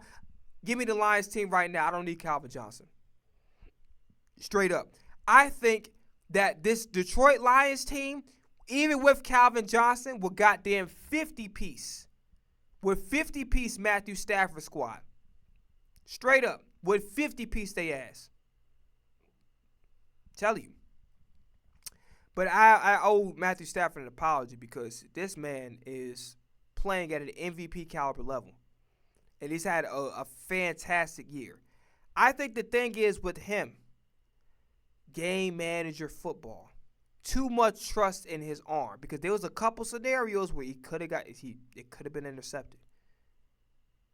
Could have been intercepted. But I thought that, Stafford pretty much was doing whatever the fuck he wanted to do. Whatever he wanted to do. And let me tell y'all something right now. I have to say this. You guys are going to get mad. Christian McCaffrey is one of the most overrated players in the NFL. I watched Christian McCaffrey run. Now, I can't give him the benefit of the doubt and say that the body, through all the injuries that he sustained, it does take a toll. And it does take a while to fully recover and be 100% you. But outside of that 2023 year, Christian McCaffrey has been just good. And really not even that. Bro, I watched him yesterday. And listen, I'm not saying this because I bet on him to get over a touchdown and a half on Prize Picks, and he didn't do that shit. I'm not necessarily saying what I'm saying because of that. I'm saying what I'm saying because I watched this guy play. And I'm watching Christian McCaffrey play. He looks slow as fuck. He looks slow as hell. Like, literally, Mac Jones had to fucking carry that goddamn team. He had to carry them the whole fucking time. Like, I looked at Christian McCaffrey run, and it was like watching Brian Robinson run and watching Christian McCaffrey was fucking night and day. Like, I watched the juice that the offense got from running Brian Johnson, and I watched Christian McCaffrey's slow ass fucking struggle to get 3, 4, 5 yards. Man, as a 49er fan, I would have been fucking pissed. Now listen, Kittle did play well. They had an illegal motion on George Kittle I thought was complete bullshit. And that might have, I don't think the game, I got to be honest with you. Like, that defense couldn't stop kids from going to a playground. That defense wouldn't be able to stop a roach from crawling into their stadium. But I'm not gonna lie to you. Christian McCaffrey is overrated as fuck. I'm looking at him run. Now listen, there was one game that I am going to give him credit for, and that was a Sunday Night Football game against Atlanta. He was red hot, but they're giving him all these carries, and he's not doing shit with it. Look at this shit. This is awful. It's an awful fucking game. 12 carries for 30 yards. And Christian McCaffrey's he did well in receiving. It didn't even feel like it. I'm going to be honest with you. Like, Christian McCaffrey is, again, we could take into account injuries. But Christian McCaffrey is just okay. And he's okay. Like, and again, we could take into consideration that his body is not fully recovered from all of those injuries, but he's okay. By the way, I got to give credit when credit is due to a few players. The first player I'm going to give credit to on the 49ers would be Juwan Jennings. He had some tough breaks, especially with the fumble early, but I'm going to tell you something right now. He came through with some big-time catches. And these were not just these were fucking, like, he was getting smacked. He was getting peanut butter and jelly with some banana slices. He was getting sandwiched. I'm talking about like take the motherfucking crust off and take one big bite. I'm about to choke because the goddamn peanut butter too freaking thick. I'm talking about, oh shit, I'm trying to make the sandwich balanced, but I think I put too much jelly on this one. Let me go to the second one real quick. Or let me spit out the little excess jelly, try to spread that motherfucker around so that way it don't feel like I put too much jelly on the bitch. But yeah, not gonna lie to you. By the way, Sky Moore from the Chiefs, I don't know why they gave him up because they need the wide receiver depth, and he's a good kick returner. I don't know why you would give up Sky Moore. I don't understand the Chiefs. But anyway, Sky Moore definitely did really well with the kick returning. Kittle came through once again in the clutch, just that bullshit legal motion call. That was horrible. But Jawan Jennings was getting fucking shmacked. Was getting hit in that goddamn middle, and he was not dropping the ball. So you talk about finding a way to rebound after having some tough breaks. I got to give credit where credit is due. I also got to give credit to Tatum Bethune because he has a big responsibility wearing the green dot and taking over for Fred Warner. He held his own. He was making plays. He had a brief injury, I think sometime, I know it was the first or second quarter. He had a brief injury. But when he came back in, he played his ass off. We're talking about like players that really stood out on this 49er defense. Tatum Bethune did really, really well, and he got some big shoes to fill with Fred Warner not playing. But he did a really good job. He held his own. I was very impressed with the way I saw Tatum Bethune play, 100%. Who else I would like to talk about?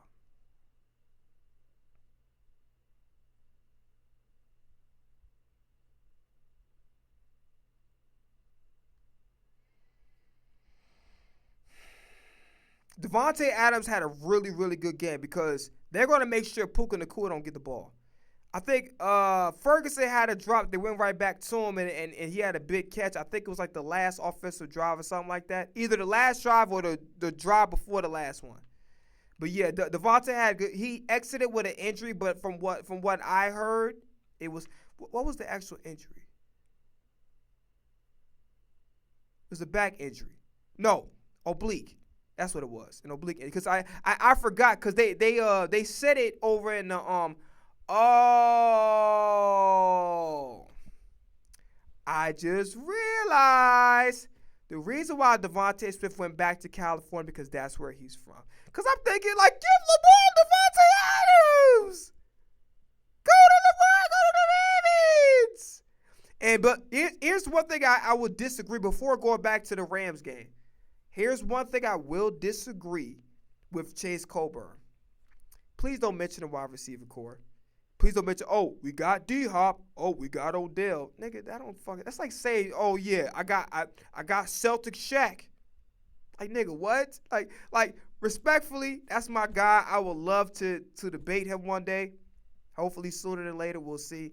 But I got to admit, bro, the say that, oh, we got D-Hop, nigga, like he washed up, bro. Like, nah, come on, man. Like, you got to do better than that. Odell actually did play pretty good when he was here. It just the injuries took his toll, but Odell did play pretty good when he was in Baltimore. So I give him credit where credit is due on that.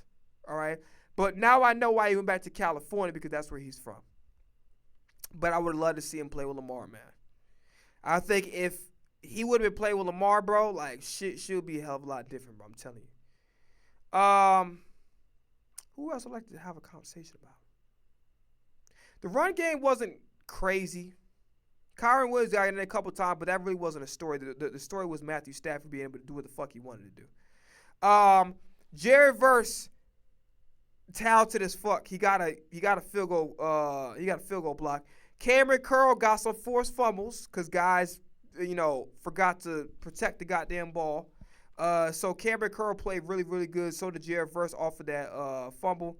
D-line got some pressure on. By the way, Forbes also got an interception as well. But that was, I don't really count. He got the interception, but I don't really count it. And here's the reason why I don't count it. I don't count it because they did a bullshit illegal motion, and it should have been just PI. So technically, Mac Jones wouldn't even be in that scenario to throw an interception had it not been for the bullshit call that they had on George Kittle. All in all, this was a very interesting game, to say the least. Very annoying, both in my pocketbook and both just watching in general. Christian McCaffrey, oh man, overrated as fuck. Overrated. All right, I think the way this is going, we're going to quickly have a conversation about the Steelers and the Chargers game, and I'm leaving you guys. And I will see you tomorrow for the Eagles recap, and then we got to go over our picks for sure. No! All right, here we are. So let's go over the Steelers and the Chargers recap.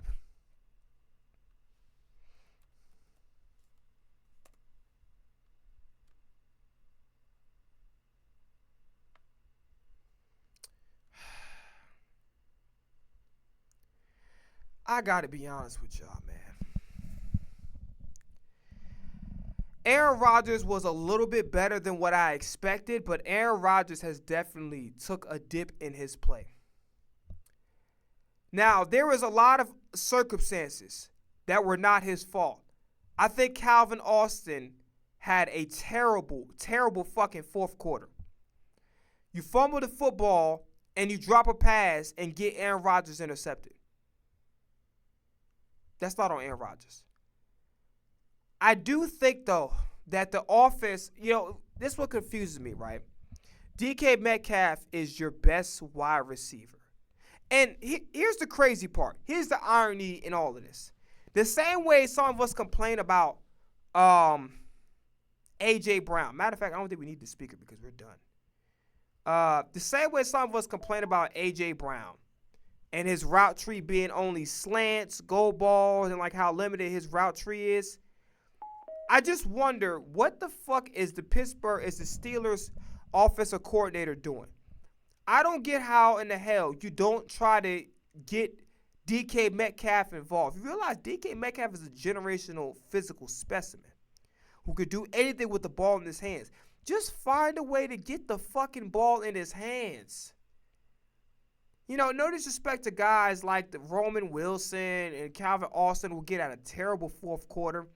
But get the fucking ball. Like, again, I think the use of the tight ends was nice for moving the chains a little bit. But if you want points on the board, give DK Metcalf the goddamn ball. Find a way to scheme him open. Don't just run the same shit I look at when I watch A.J. Brown's route tree.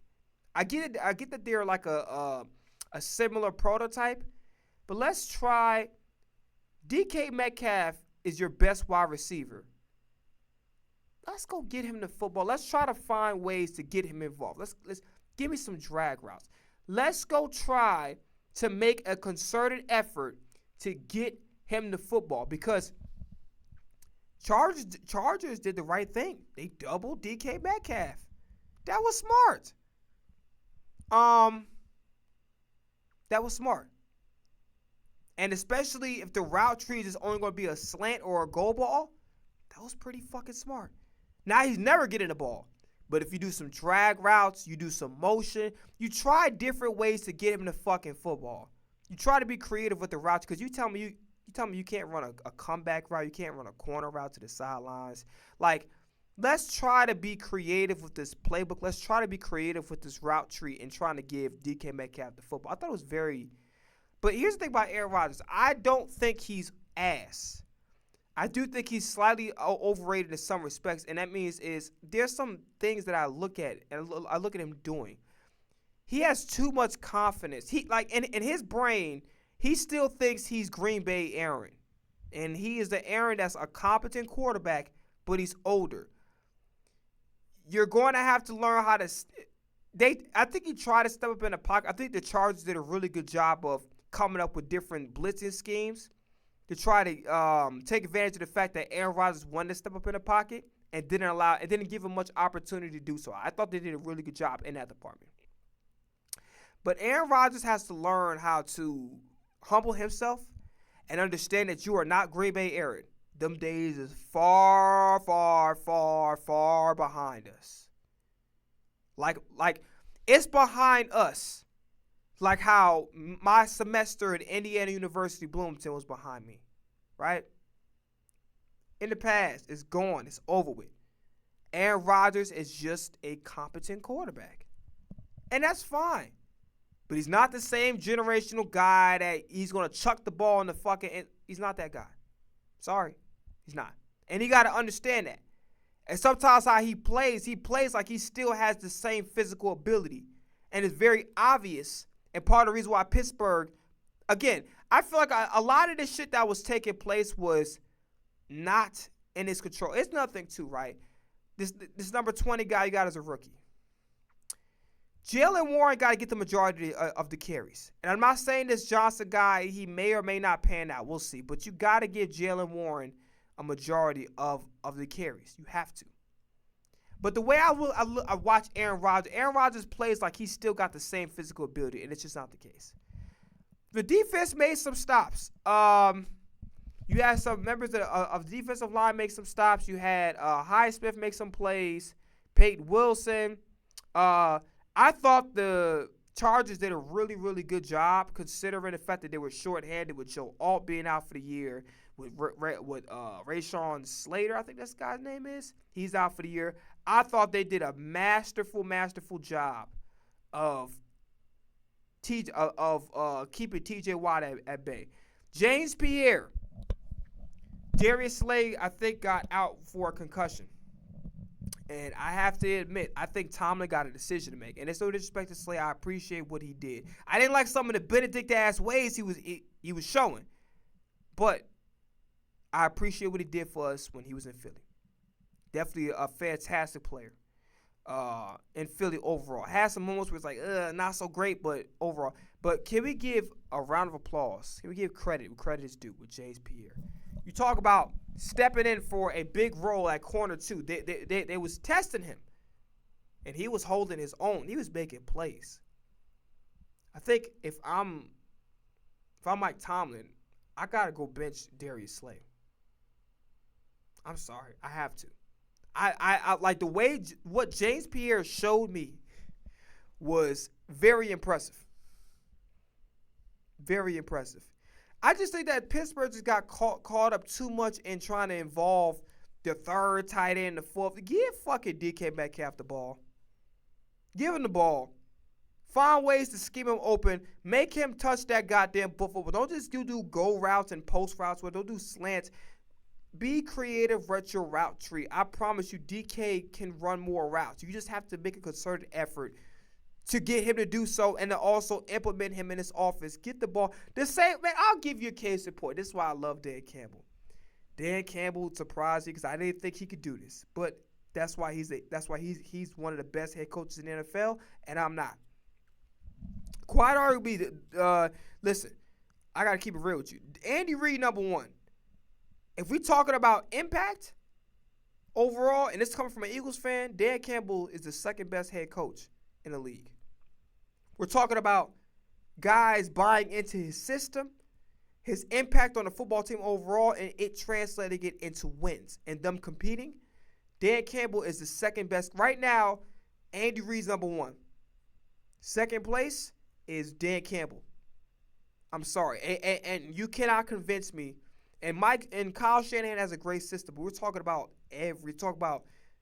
having guys disciplined, having guys buy into your system, your impact on the team, how it changes. Every single aspect of this football team is an embodiment of Dan Campbell's vision.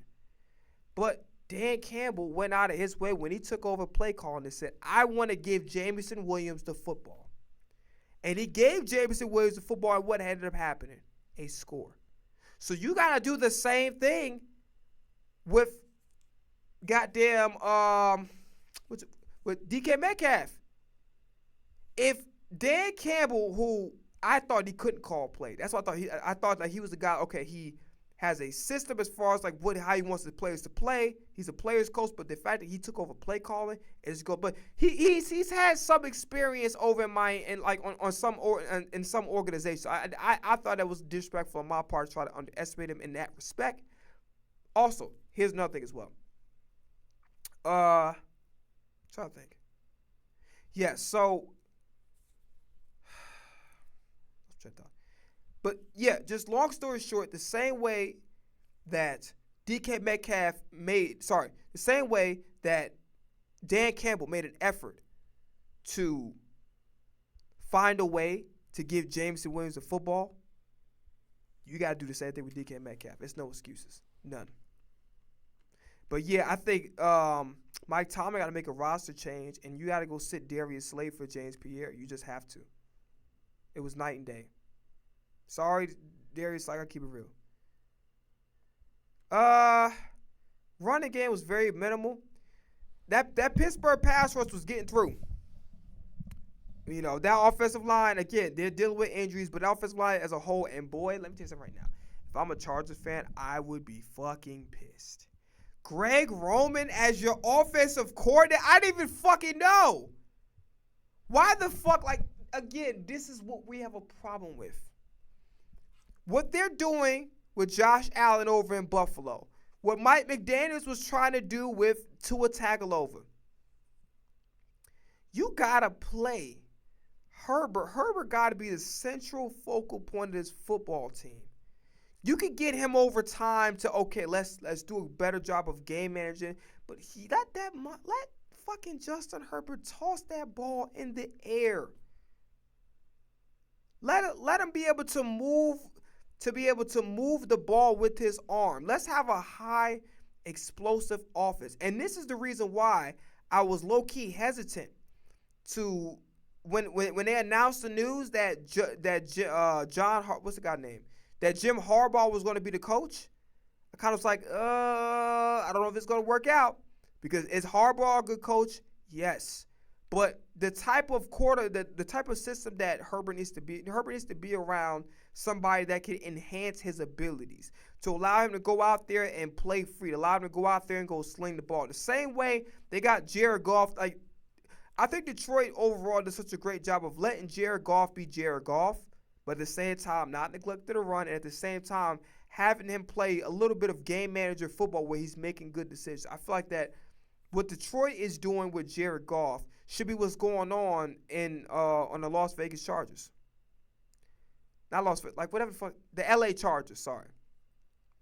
They need to be able to have Justin Herbert be able to move the ball with his arm. He needs to be the focal point of this offense. It's not going to be the run. Oh, let's run and play great defense. No.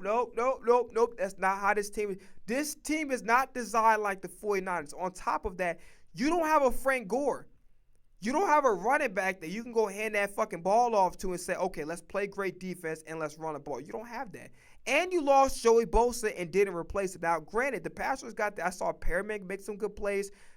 The defense for the Chargers are really good overall, but you got to get guys that are going to help enhance Justin Herbert. Jim Harbaugh is the type of guy, he's a run-heavy guy, West Coast offense, and play great defense. That's the type of guy that Jim Harbaugh has always been, because I grew up watching the 49ers with Frank Gore when they went to the Super Bowl against the Baltimore. I know what the fuck I'm talking about. And this is precisely the reason why I hesitated to really celebrate when any of my goddamn team, my team, the Eagles.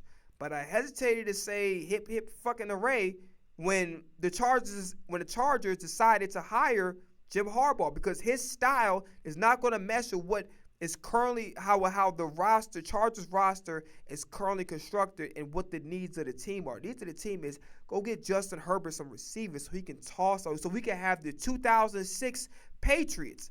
That's how this organization, that's how this ball club is supposed to be running.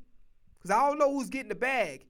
Let's go spend that bag on getting some star wide receivers. Why wasn't we aggressive in going to go get Devontae Adams, especially when guys had drop issues? Now listen, there was some times McConkey and Johnson acted like they weren't NFL players. But overall, McConkey played good. He had he didn't have great moments. Like he had some moments that were not as great, but I thought McConkey played great overall, as evident by the stats.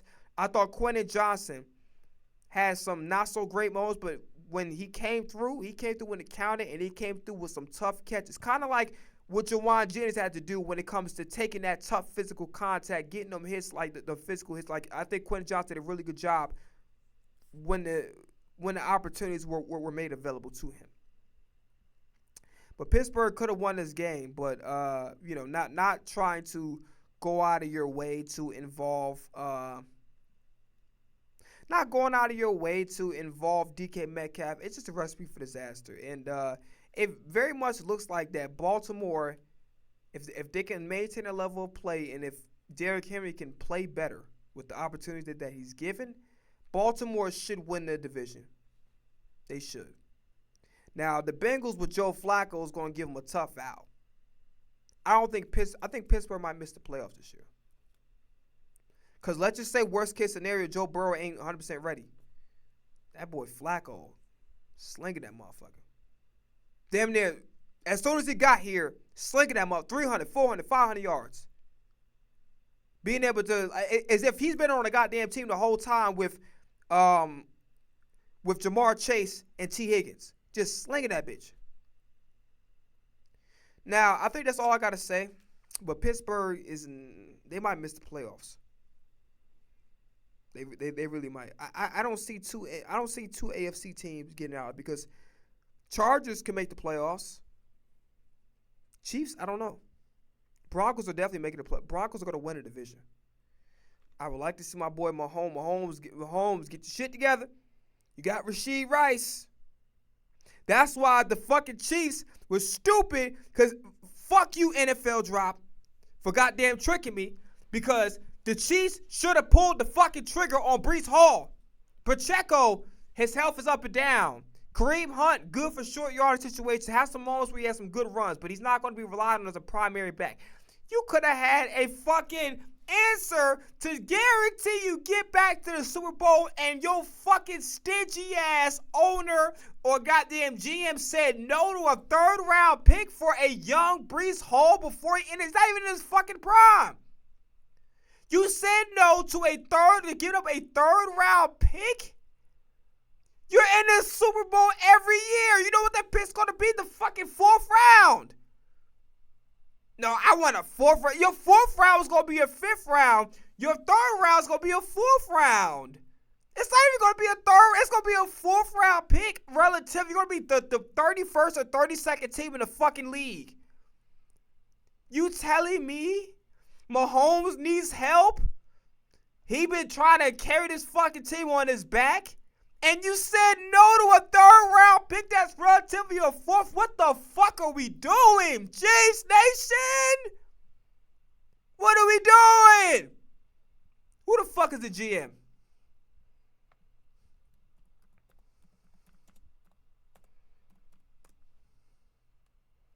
Brett, not Brett Favre. Brett Veach. We need to impeach your ass. You've been instrumental in doing fucking nothing. You instrumental in holding his goddamn team back. He drafted well. I give him that. But what the fuck is your problem?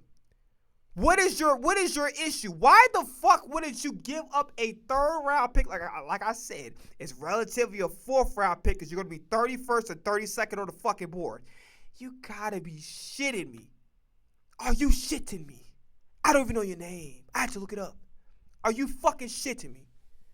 NFL drop hoe ass with the and one thing about it, I gotta talk my shit. I know my dumb ass got fooled, but I gotta talk my shit.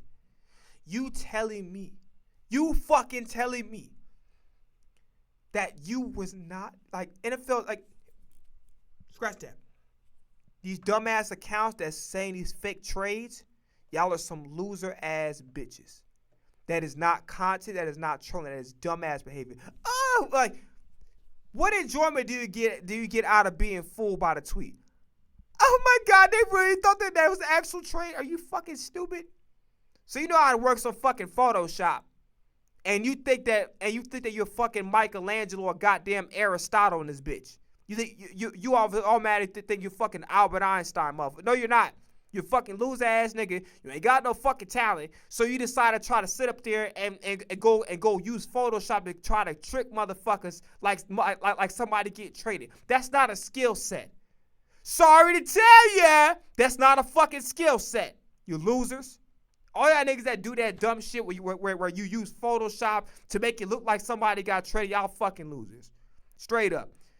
You know, you're clearly not good enough to do comedy. You're not good enough to show your fucking face on the camera. You probably only got a face your goddamn mother could love, which is why that you don't put your face on camera. You go anonymously, use bullshit Photoshop to try to construct, oh, let me see if Breece Hall made it. Like, but, Brett.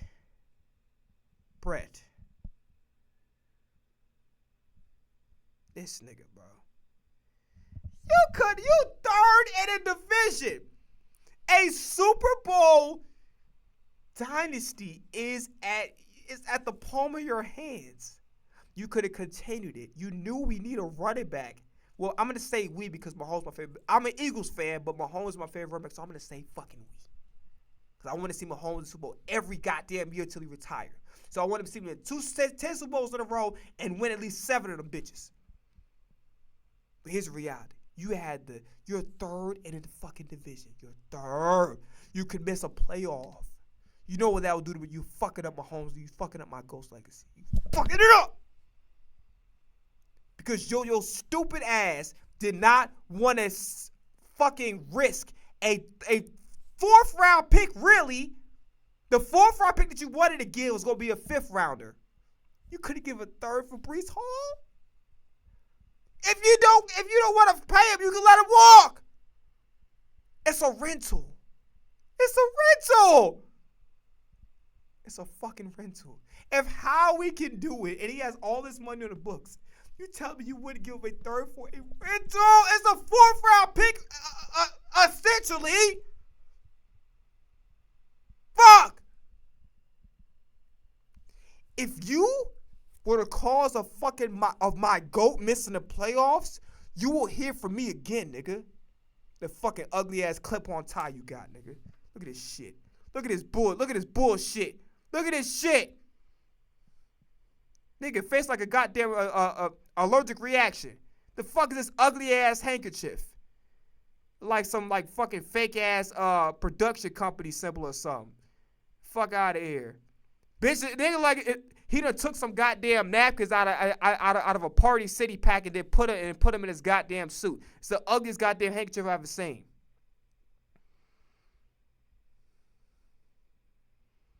Swear to God. Clearly his favorite color is red. Must think you a blood or something. Anyway, we moving. What gamble? He didn't do shit. Should have given that goddamn 3rd pick. All right, we out of this motherfucker. I gotta go watch this game and get ready for this game. Tomorrow will be the recap and then some other shit. And I will see y'all when I see y'all. Bye-bye.